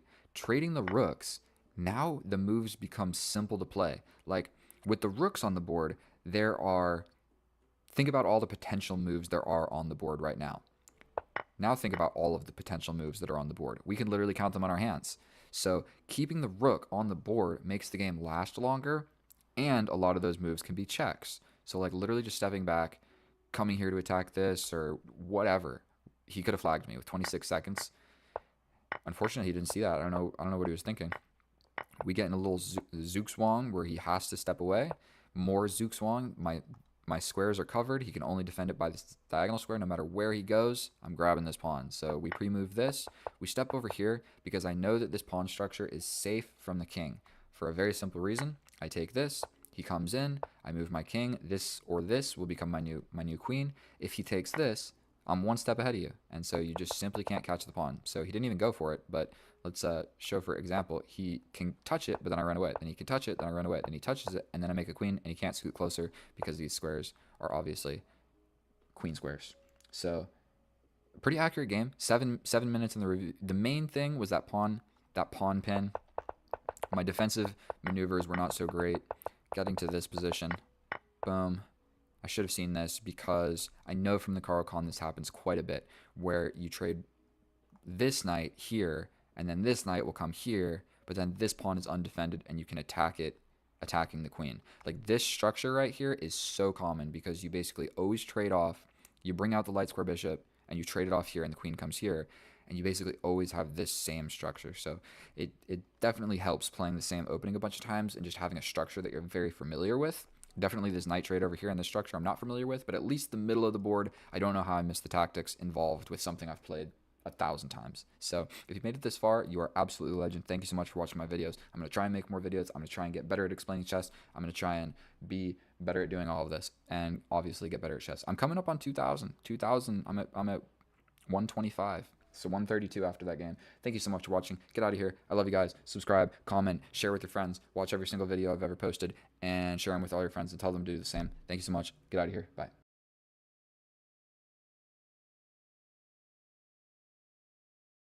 Oh, hello, and welcome back, and thank you so much for clicking on my video, my fellow chess enthusiast. In today's episode, we are facing one knight f3, which is a strange move. So what we're going to do is go with my same first two moves, literally no matter what the structure is. I literally just go for my pawn pyramid like this, and I make it work. So we're going to just develop some pieces, and I'm not 100% sure I played this exact structure. We're going to walk directly into this pin. We're going to break the pin. We're going to develop a knight. We're then going to give this guy a little tickle. A little tiny tickle is what we want to do. We could force him back. Force him back, chase him. He really steps back, but then we push again. Let's just go for it. Queen in the middle of the board, but I'm like slightly ahead in development. So we're going for this. I think there's probably some knight sacrifices that actually work. So he's going for this. We need to grab this. We are just in a tactical smasher. I don't know, is that the good word to use? We have to get rid of this knight, essentially. Okay. Pushing forward doesn't work just yet. Attacking this pawn is just a pretty simple and straightforward plan. That this pawn is causing problems in my position. So I'd really like to just trade it off. So I can take, and then I get the pawn. So I win a pawn. Okay, we didn't get a beautiful attack or anything. He could just go for this, but I can bring the rook over quite simply to defend that. So we're going to grab this. He's got really no scope with this queen. So he's defending against this. What if I just attack it, bro? I'm coming in. How do you defend that? You have to push this. But then I just win another pawn. I feel like you have to play this. But then I could essentially force a queen trade. And I never got to castle, but I'm not really convinced that I need to. Now that I'm up a pawn and I have the attack going, he can defend it a few different ways, now that I'm looking at it. But I'm kind of ready to just launch another pawn. Okay, so he chooses this option. So, for one, I can just take, and then push. So here, we push forward. He steps over attacking. No, he can't. This. I'm attacking the queen. You've got to do something with the queen. The queen goes here, but then I launch forward defending it? Call me insane, but I think my attack is just smashing through, and I never even needed the castle. That's the one drawback of trying to hang on to your bishop. So, okay. The queen needs to stay here guarding this. Basically, I can't castle because this pawn is hanging by this rook, so I just don't want that to happen. So what if I just jump forward? Seems reasonable to me. Then I'm ready to castle, and my rook is on the open file. Oh my goodness, I'm really starting to love my position. And look at this just conglomerate of pawns in the middle of the board. And I'm ready to just castle this way. I castle this way. He threatens me with a fork. For one, I can avoid it one way. Alright, I looked at enough. The bishop's defended by the rook now, so he's got this fork, but I can step over threatening the queen trade. And yeah, he can grab the rook with check, and then I have to take here, and then he could bring a rook over, and I step over, and he could trade. I'm still winning in that endgame. I'm up 2 pawns. I've got 1 minute and 9 seconds on the clock. Don't love it. We've also got this, and then push, which is just really scary. Crashing through the position. Pushing this pawn in a key moment, actually. Or even this, boom, boom, and that kind of dislodges, so I could go boom, and if he plays forward, I just capture. So this is my new idea. This, and then if the queen comes in, my rook comes attacking the queen, and I love my position. Okay, so he's going for this. So it looks like we're going to trade everything off. Because my queen is attacked.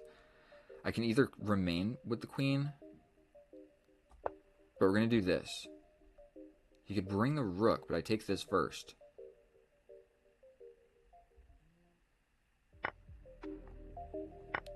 I'm not even going to think too hard about everything that just happened. This is a fork immediately. So we're stepping forward. That blocks the forward momentum of this knight. 54 seconds on the clock, up 2 pawns, but we still got to win. So just because we're crushing doesn't mean we won the game. Would love to get rid of this guy. Here.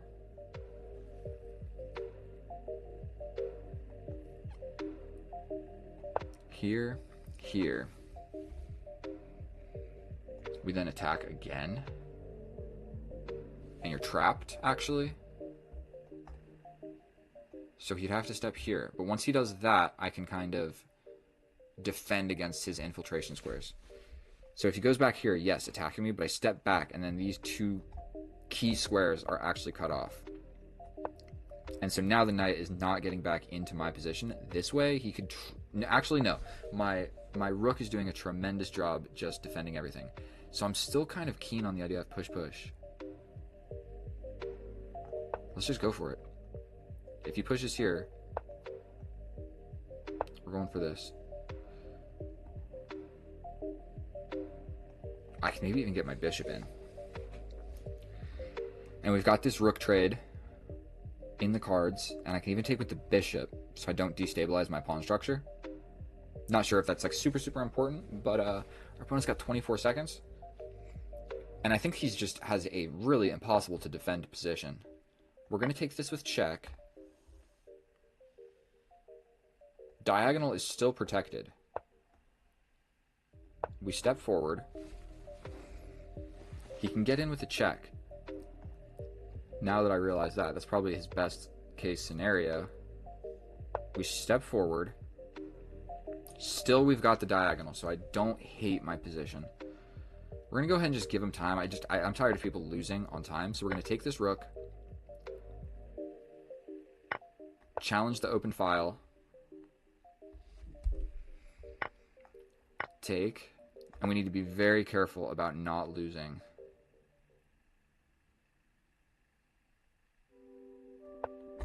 This is protected, so if his king ever wanders too far...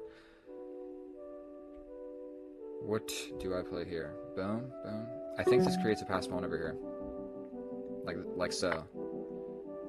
So, destabilized, yes. King can't immediately get in.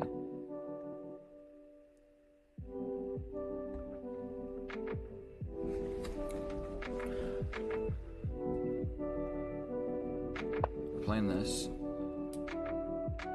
Defended by my dude. Okay, we're going for this.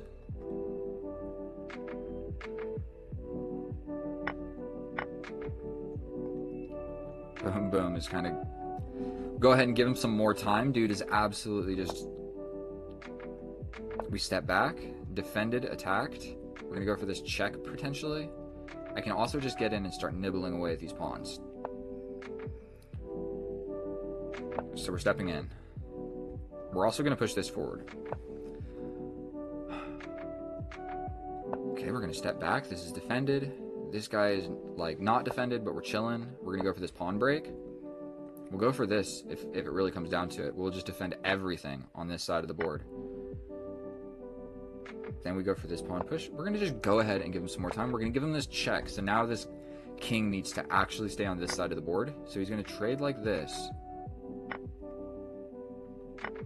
We go for this.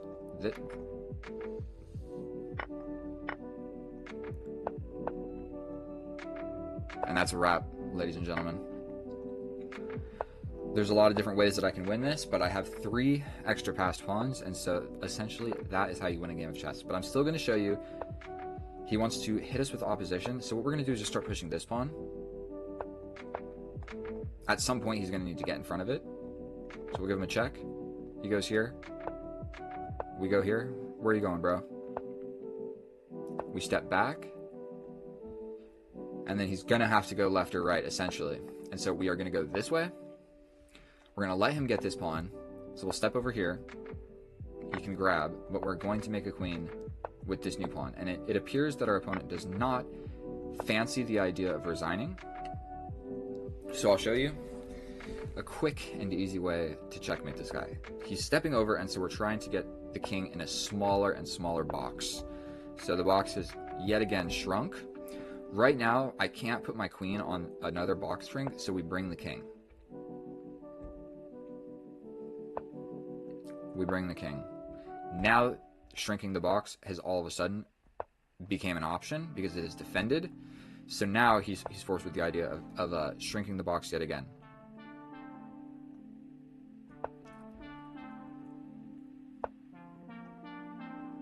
I think we're just going to do it this way. We'll do it this way. There's 2 ways that you can do this, essentially. You can get your king on this square and checkmate this way. Or you can bonk him on the head. He steps back to 1 square. Most likely he goes here. But then we cut him off this way. So his only legal move is to step over. We chase him with the queen. He steps over. We chase him with the queen. And we just chase him until he's stuck in a little tiny 2x2 over here. Then we're free to bring the king. And with increment, you can like really take your time with all of this. We bring the king, and now we are ready to checkmate. If we want, we can even mess with him. No, we can't. We're going to checkmate him. No point in hanging the queen or stalemating. It's late at night. I'm tired. That was a great game. Let's run through this. Let's see what's going on here. Yeah, so we just traded equally. Got the bishop, got the knight, but we just ruined the pawn structure. So we just made weaknesses in the position. And so just trade pieces if you can make weaknesses, such as doubled pawns. Generally, the way you win a game of chess, I would say like 80% of the games that you win are from just being up a pawn. Like you're able to just grab a pawn and you get into some sort of end game where you promote and get a queen, and that's how you win. So let's check with the computer and see how accurate that actually was. It felt pretty good. I felt like most of those moves that I was making were fairly reasonable. So let's run through this. The opening doesn't matter all that much. We get some stuff developed. I'm liking it. Chasing him is the best move. It was. Chasing him again. Capture, capture, and we just made 2 weaknesses. Okay, he could have just stepped back as well. Immediately we attack it. He can defend it like this. So I didn't see that. I must admit. He could defend it like this, or he could also just attack my bishop, and then I got to do something, and then defend it. Okay? So we trade, and here we go. -3. I guess either move was okay here. Attacking the queen. That's fancy. Cutting off the king's escaping squares. Okay. This was less forcing, and it kind of just led to a simplification into an endgame where I have the bishop versus the knight, but I'm up 2 pawns. So that's what we went for. Up 2 pawns, up 3 pawns, and just trade everything down.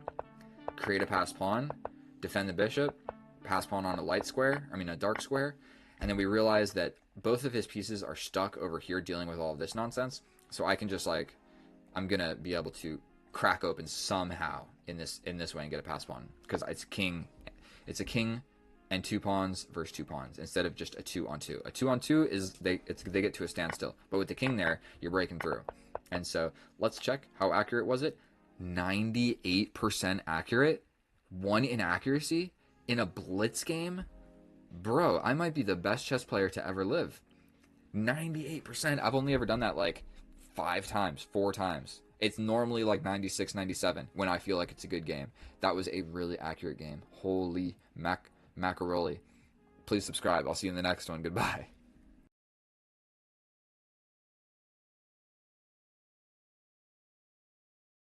Oh, hello, and welcome back. Thank you so much for clicking on my video. We're back at it again with another epic and educational day of chess. Today we are facing Jesus himself, a 2,000 question mark, and his other ratings are quite low. He's played 250 games, so that's a fair bit of games. We're playing C6 because that's what we play every gosh darn time.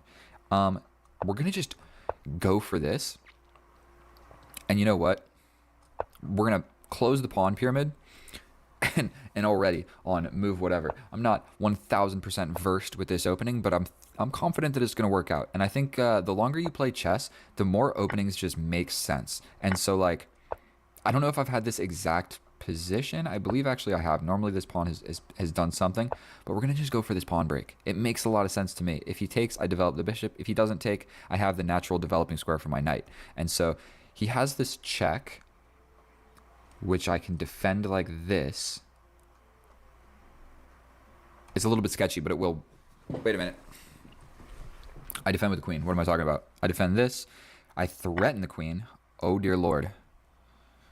He's trying to get fancy. I think I can shut the door on the queen first, because this check is really what seems to be the risky business in the situation. So I can shut the door on this queen and then capture back at will. And so I think we are going to just go ahead and do that. My natural knight for the natural developing square. So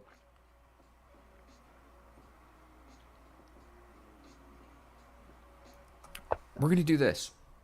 Could he sacrifice the knight for activity?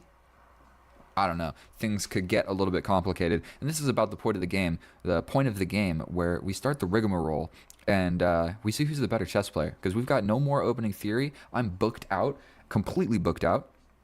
And so is our opponent. Because look at this pawn attacking his queen. He doesn't know what to do. He's frizzly frazzled. Does he step back or does he try and get fancy with it? That would be the only option. Okay. Now, I like the idea of taking with the rook, because I'm not going to castle that way. We've got a completely equal position, completely equal. I have the only bishop on the board, so kudos to me for making that happen. And I'm going to promptly do something with it on my next move, essentially. So this kind of just walks directly into a pawn hitting me in the face. And my other options don't make a whole lot of sense. I don't need to put it here because I'm never going to get pinned. So we put it on the more active square. The only reason I would ever put it here is to break a pin from another dark square bishop. But I'm the only one with a dark square bishop. So watch this game unfold. And this...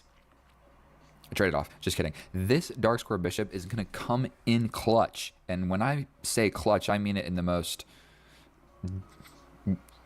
I don't even know what I'm trying to say. I'm going to clutch out this bishop.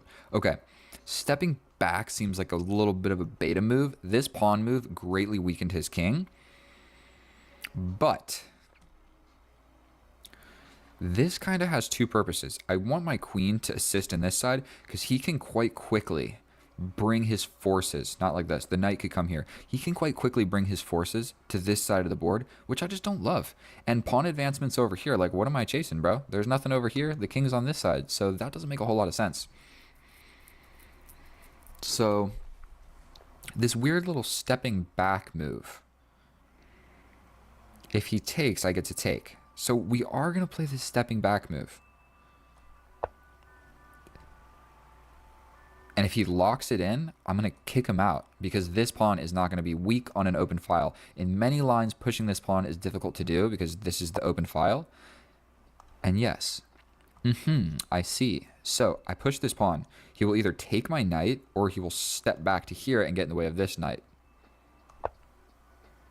Those are his options. Take or retreat. And which one's better?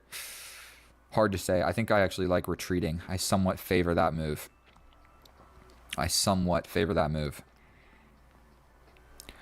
And we're in the thick of it. We're in the thick of it, boys. And my one female viewer that... I'm not even going to kid myself. Like 1% of my viewership is female, by the way. If there's a girl watching this, go ahead and send me your Instagram or whatever. But in the case, I get like 100 views a video. 1% of that is females of my entire time making videos. So the probability of a female watching this video, it's just us, boys. It's just us, and we're just moving horses and bishops around the board. I like the idea of this. Immediately apply pressure to this pawn. What I am scared of is this. So hold on a gosh darn second. Luckily, all these pawns are on light squares, so my dark square bishop is the best bishop on the board by far. So what should I do? What should I do? Scoot over with the queen? I feel like an attack is kind of brewing. This side of the board is like frozen. So you know what?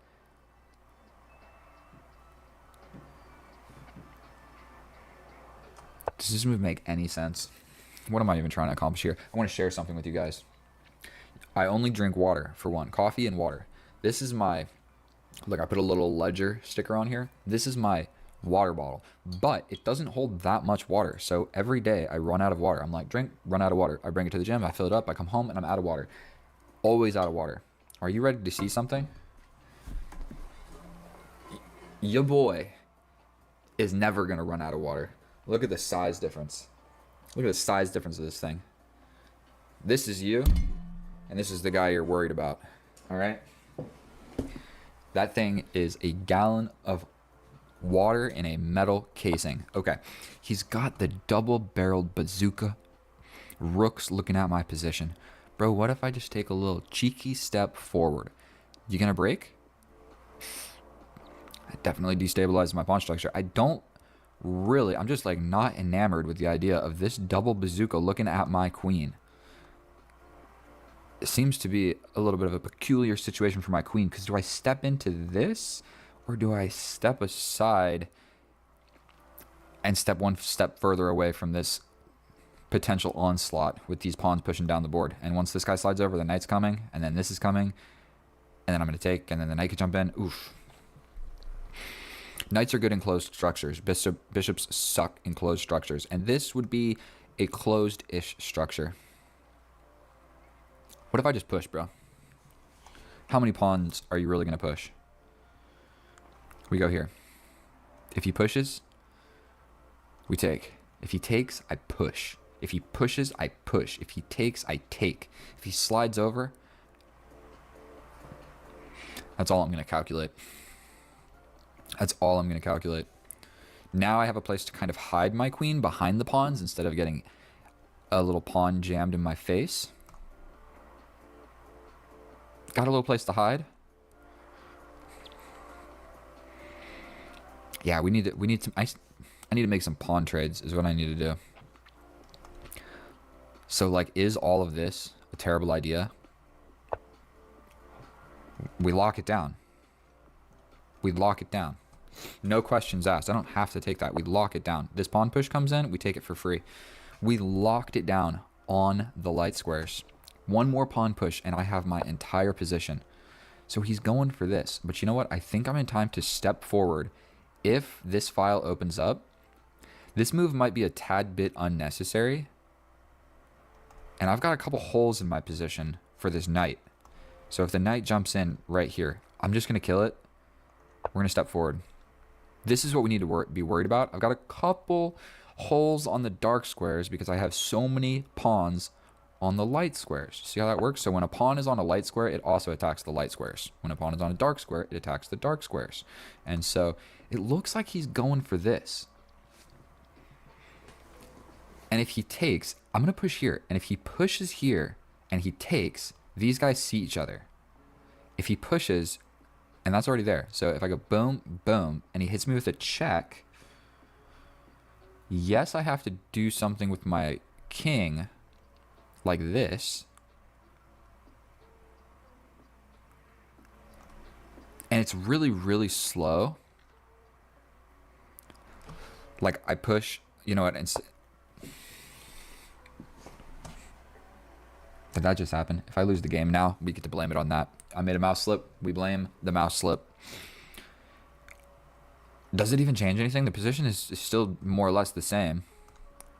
Obviously, I meant to go here to address the file opening with my super uber duper defended rook. And this rook is doing a great job defending this pawn.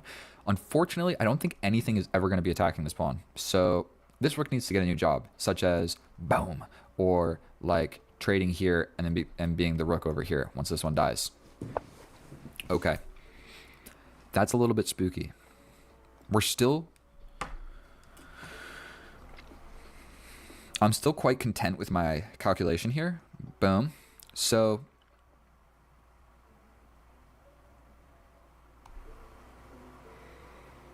queen here. Potentially we have ideas of harassing this side of the board. I don't think I'm scared because we've got this absolute locked position. So I want to actually trade my bishop for this knight unless we're going to be entering an endgame. I'm just going to slide over here. I'm not even going to think about it. He wants to go for this. I'm going to put my rook here. If he pushes this, I don't need to take. Don't need to take. I can just chill. Go up here. Okay, so he wants to go for it immediately.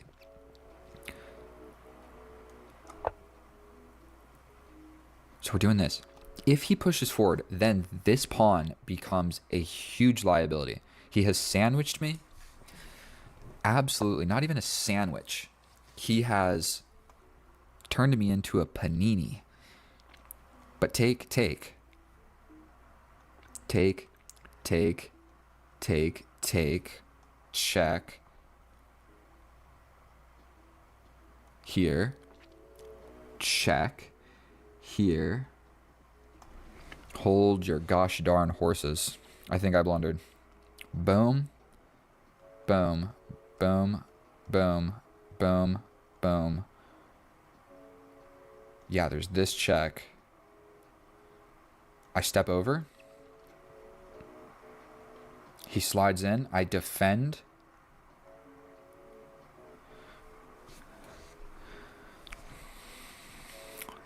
We lock it down on this side of the board, just doing absolutely nothing. Oh boy, I'm a little bit scared. What do I play here? Do I bring my other rook over here? Really kind of hoping he plays this. I might just move my rook here, because in some lines my queen might be hanging. So here, here, here. Boom, boom, boom, boom. Check. I step over here so that this isn't a check. I slide over. If he takes, I take. And then we begin. So I am kind of just wasting a move here. But I think the key of this is once all of this happens and the queen slides over. So boom, boom. Please let my calculation skills be somewhat decent. I can, for two, I can just block. And then we hop into an endgame.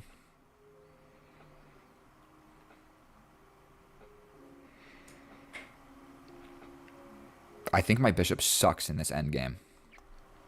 So we step over. He comes in. I come in. He'll probably take, but at least I took one step closer.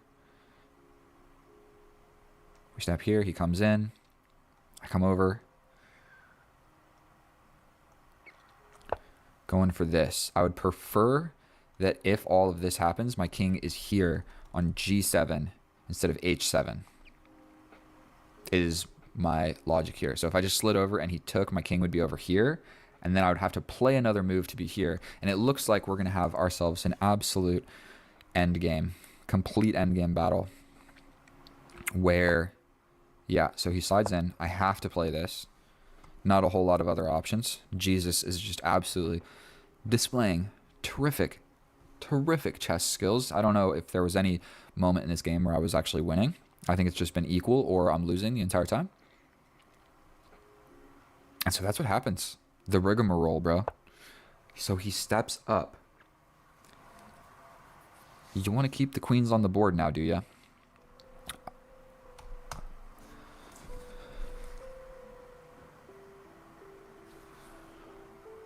What if I attack here? And we let this happen and we go into a queen endgame? That locks your pawn. Let's just go for this. I would be okay with the trade occurring, actually, because I think his knight, believe it or not, is better. Like if his knight gets to this square and I'm not able to trade it off, I'm actually in a little bit of trouble. So if I can just kill the knight, the only benefit is if he pushes this. But the only time that my dark square bishop is a good bishop is if I get behind the pawns. And that is just looking like an impossible challenge. I can't do it over here. I can't do it here. I can't do it here. So yeah.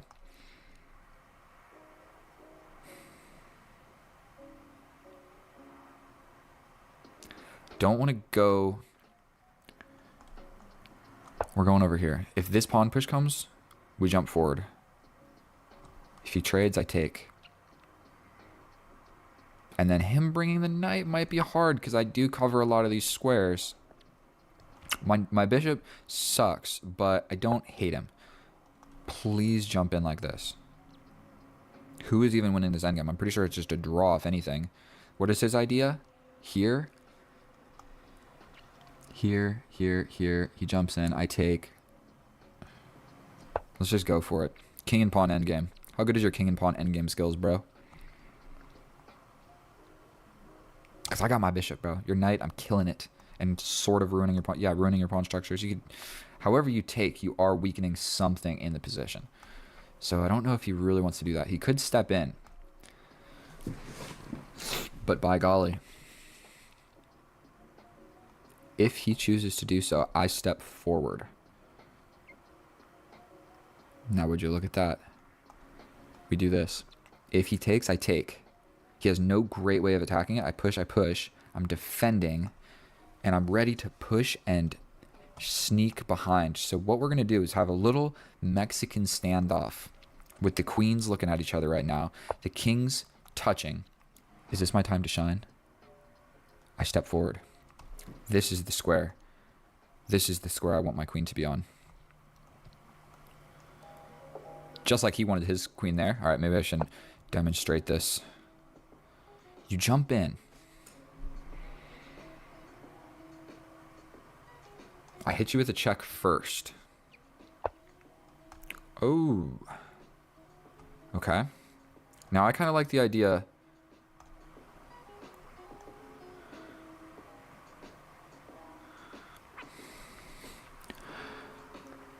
We're stepping forward. If this does happen, we trade it off. We still also do have this check where, unfortunately, I don't think anybody is winning. He could try and do something like this.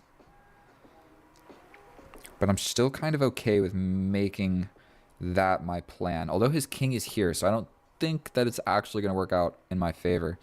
I also have this pawn pushing idea. Like boom, boom, boom. Take, take. And then all of a sudden. Check. Take another step closer.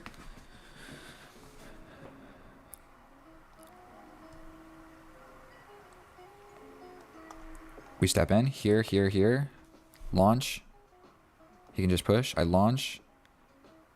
We're giving this check.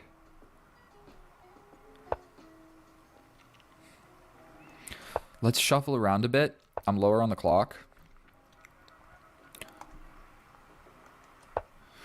Ooh, maybe that was kind of a committal move. He could probably just push here on this light square.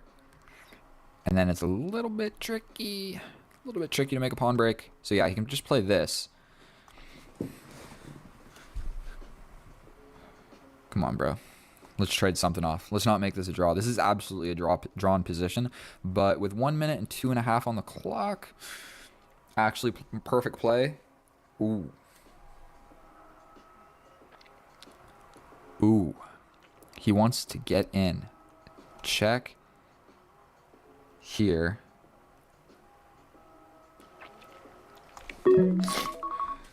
Sorry, that was my alarm. Bro, I do not want to run away. Check here. And what am I doing? Stepping here? I don't have any checks. I don't have anything. I can't take... He launches in. Boom, boom. 35 seconds. What do I do here? Do I slide back and just play uber defense here? I can defend like this. Sliding over here. This. This. This. I mean, I'm pretty much going to have to do this, but we don't like this. So we're sliding over with the queen. 23 seconds. What am I doing? What in tarnation am I doing?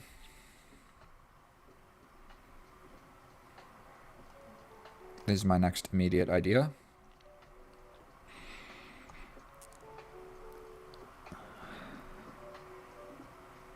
We're stepping the king over.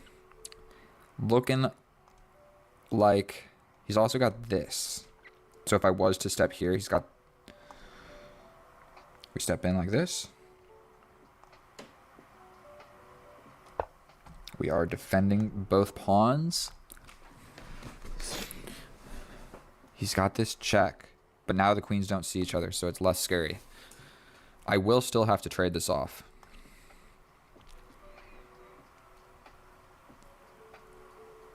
I step this way. I have to, right? I can push this pawn. You can push this pawn. I'll just take, allow it. He takes here, attacking my bishop. Oh boy, I hit him with a check. I slide back. Oh boy, it's gonna get complicated in this endgame. It is about to get balls to the wall complicated. Our boy's got 1 minute. I got 19 seconds. Ah! Let's go. Come on, bro. Okay, we just take. Not even gonna think about it. He does have this now. He does have this. I can push forward. I have this. Excuse me, my friend. You have the potential to make a passed pawn. I have a passed pawn. Oh boy. Push.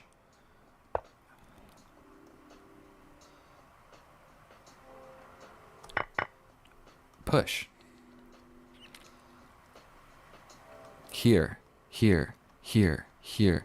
Bro, I pushed my passed pawn. Whoa, why did I take so long thinking about that? That was obviously the move that needed to be played for me. He can go here, but I take. The check is defended. I will take that. He goes here. You're going to have a hard time stopping my little pawn, bro. We step forward.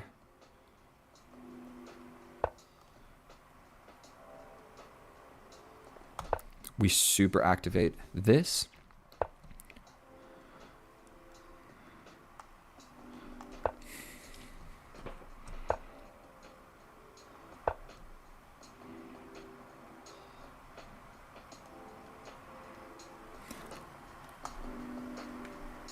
I'm literally going to run in on these light squares.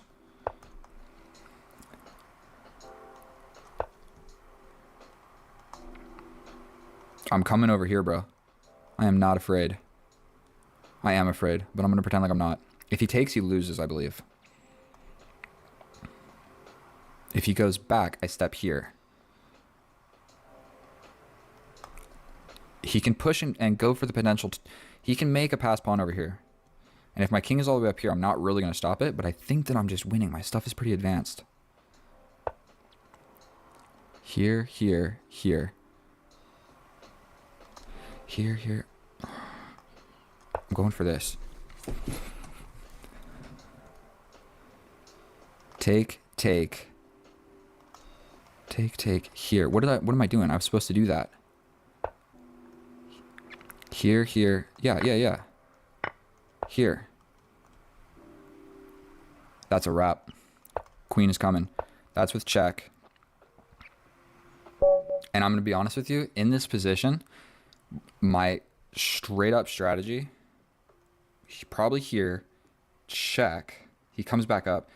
And then I mop up these pawns with check. No funny business. We get rid of the pawns. And we're good to go. Now, that was a lot of fun to play. Right here, this pawn break, you got the potential to make a passed pawn. You got a 2-on-1.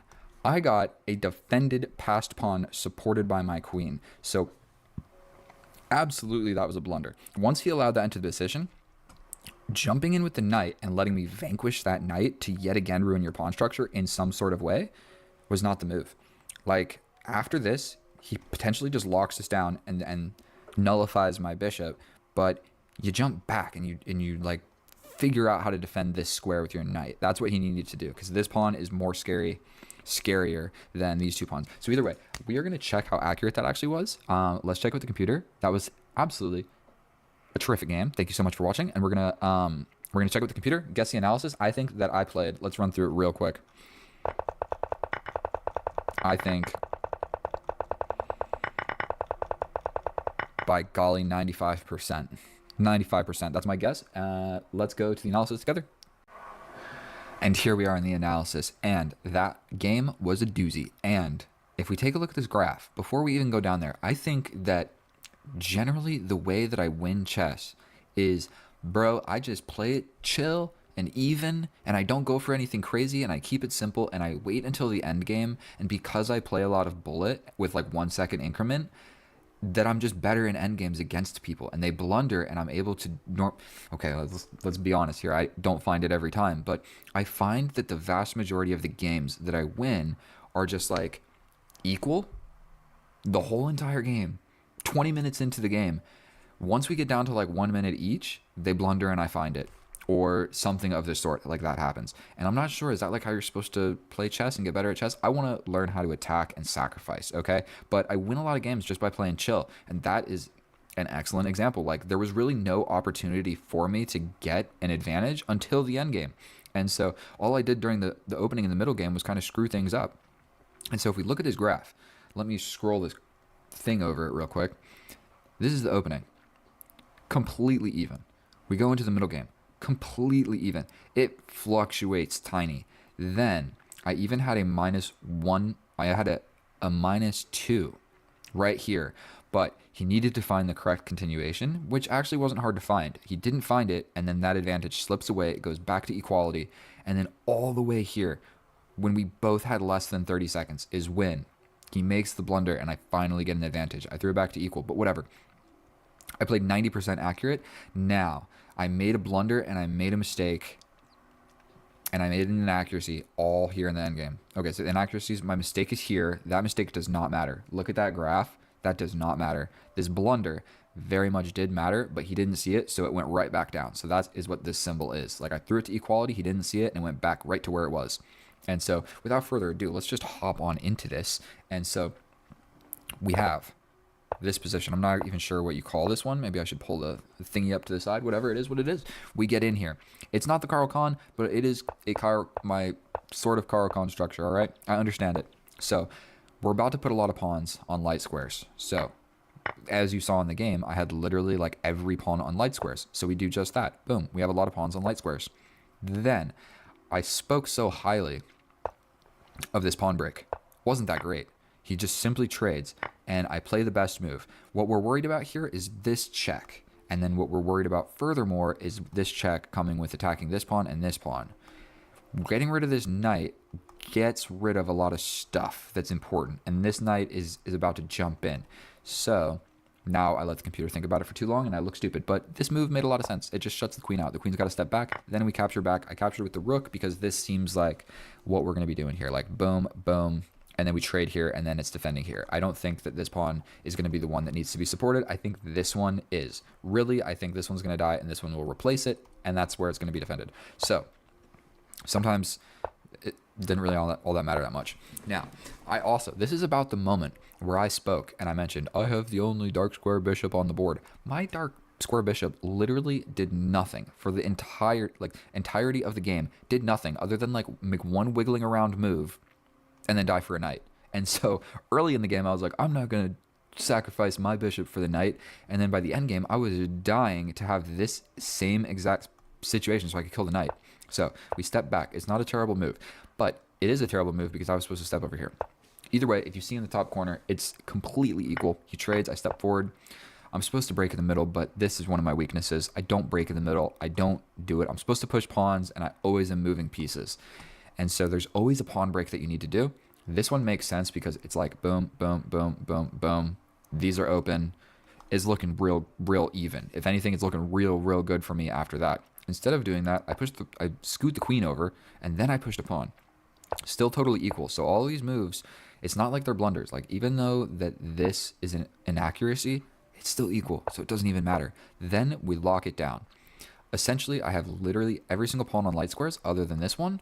And I have a dark square bishop, which makes me think, oh, my dark square bishop's so good. But that is only good in an open position. And this is anything but an open position. This is literally just about as closed of a position as it gets. And potentially, this could have happened where his pawn arrives here, and it is like closed like a jail cell.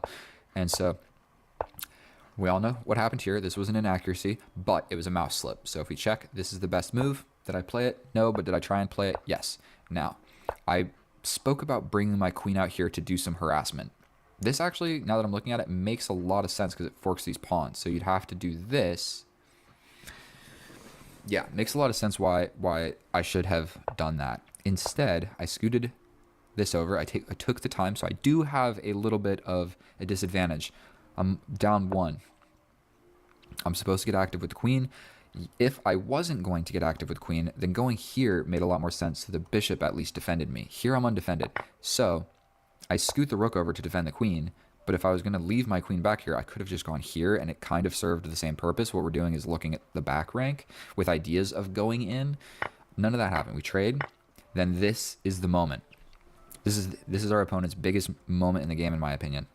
He could have locked his bishop on my side of the board. The same thing that I was doing here with the queen, where it was like, all right, take me on my terms. He could have done the same thing with the rook. And I'm going to let you know, if he put the rook here, then we have a very different situation, because my king is guarded to this rook. My other rook is guarded to this rook. I can't really very well move, or he's got this check to win my queen. And it just gets real spicy real quick. And his knight can get in quite easily. I would have to trade off, but then even then I'm not sure it's great because it would just open up more squares. If he played this move, I think he would have won the game. Instead, he traded everything off and it went straight back to equality. And one more thing, like if he goes here and I take, then he hits me with a check with a passed pawn. I have to step over. This is super weak. My king is what's blockading the pawn, so that's never what you want to do, because definitely not with a lot of pieces. If it's just pawns, it's all right. But okay, so if we look at the example, +2 here. He didn't do any of the right stuff. Didn't do any of the right stuff. Check. I step over. I come back, defend the pawn. I slide in here. I don't know if this move made any sense, but we slide back to the best. It's equal. It's completely equal. He's got 4 minutes. I've got 2 minutes. Now, same idea. Now, it's like, all right, well, if you're going to take me, you're going to give me this pass pawn, and my king is pretty close to figuring some good stuff out with that. So I scoot my king to the middle. I don't hate it. I scoot in with a check. I'm supposed to take, but I know that if I take, it's a draw. Like, if I do take here, I know the game is going to end in a draw, because kind of hard to screw this up. Even if he jumps in and I take and he ruins his pawn structure, this entire side of the board, like all of this, is not moving. The kings are just going to run over here, and then straight up, it's going to trade off just equally over here or get locked over here. And so I knew if I traded here with my 1 minute on the clock, I took 1 second to decide, no, I don't want to draw. Move your knight somewhere so I can get into the position, take it, whatever. None of it happens. So here, I was worried about his queen arriving here to attack this pawn. I can simply push a pawn and take that square away. And the queen can't get in. The queen's on this light diagonal. So that move would have made a lot more sense. Defend this, get the idea of this. Even if he pushes in like this, then I come over and support it and get my queen over here doing more damage than yours. Okay, made a lot of sense. But we slide over. This was my idea. It still works, but I'm slightly losing again. But only if he plays all the best moves. And he's not going to do it because nobody ever does. Not in endgames like this. And here, it's still equal. But he gave me the passed pawn. And I, straight up with you, did not even realize it. I did not even realize it. I was worried about his 2 and this weak and his queen coming in. So I thought the knight can check me here. If I step here, I'm defending this. I'm 1 step closer to having something going on here. I don't even think I realized I had a passed pawn until my next move. Now I realize I have a passed pawn. What he was supposed to do is there's really 2 different ways. But either way, he can jump here, then go here. Or he can jump here, get attacked, and then go here and defend it and go like this. And so there's probably even another way. You could probably go this way, and then this way. Yeah, so there's 3 different ways that would work to get his knight on any one of these 3 squares. Any one of them works, whatever. He jumps in and I kill that knight. And you do not want to trade the knight, because the knight's job was to get in front of this pawn. Because I'm going to let you know this king is not doing it. And this queen is having a real hard time getting behind. So he has to take back, and then I push. He goes back with the queen. I push. My pawn is now 1 square away. Active with the queen. I'm eyeing this. I'm protecting this. And now the best way to win was to push this, because if he takes, I can take this with check. If he steps here, I can just harass him, and I got that pawn, so I'm chilling. But it opened up the position. He's got ideas. And so bringing the king was simpler. He could have locked it down like this, and then it would have been hard for me to get in. Yes. Did I see that? No. But I could give him a check. If he steps over, I hit him with this, and it's another check. then he wins the pawn, then I trade the queens. I'm going to win. So, did I see that? No, I did not. Absolutely, I did not. We step in. Now, my queen is undefended. What would defend my queen quite wonderfully? Another queen. So they're seeing each other. Obviously, that's the best move. But, unfortunately, I'm not that good at chess. I had 13 seconds. So, I step forward. I think, okay, this is a passed pawn. It's defended. I want my king to come this way and support it like that. That was the whole idea. Now, it went from mate in 15 to still -6 for our opponent. So that's a mistake, but it does not matter because I'm going to win one way or another. So, yet again, now I can do it forcefully. I don't know what made me think that this pawn was blockaded or like, I don't know what I thought here. All I thought was, I want my king here to red carpet technique is what I wanted. And I wasn't accepting it any other way. I got my king here. We got the red carpet. My pawn is going to promote. I don't know why I think that every pawn needs to be promoted like that. Whatever. Sometimes it really just is that easy, bro. Like, I don't have to come in here and trade things. So just push. Just push. I don't know how I didn't see it. Whatever. I can also deep freeze these guys with one pawn. So he has two pawns that can create a passer, but I can just launch forward. And you can't really push this, or I just take. And then it's kind of equal, essentially. Either way.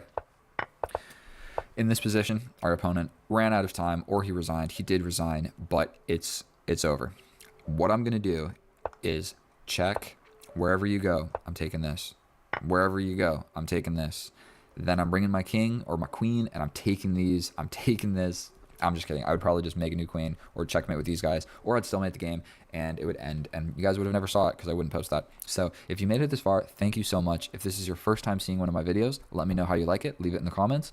If you are a returning viewer, you guys are literally the best. Thank you so much. That was a good game. I'm happy with that one. Sometimes I record a game and I'm like, ah, that sucked, and maybe I was tired and my personality wasn't that great. This one, I feel quite strongly about. So this is one of my favorite videos so far. Not the game of chess, but the video, my personality with it. So either way, thank you guys so much for watching. I love you. I'll see you in the next one. And today, it's the April 12th.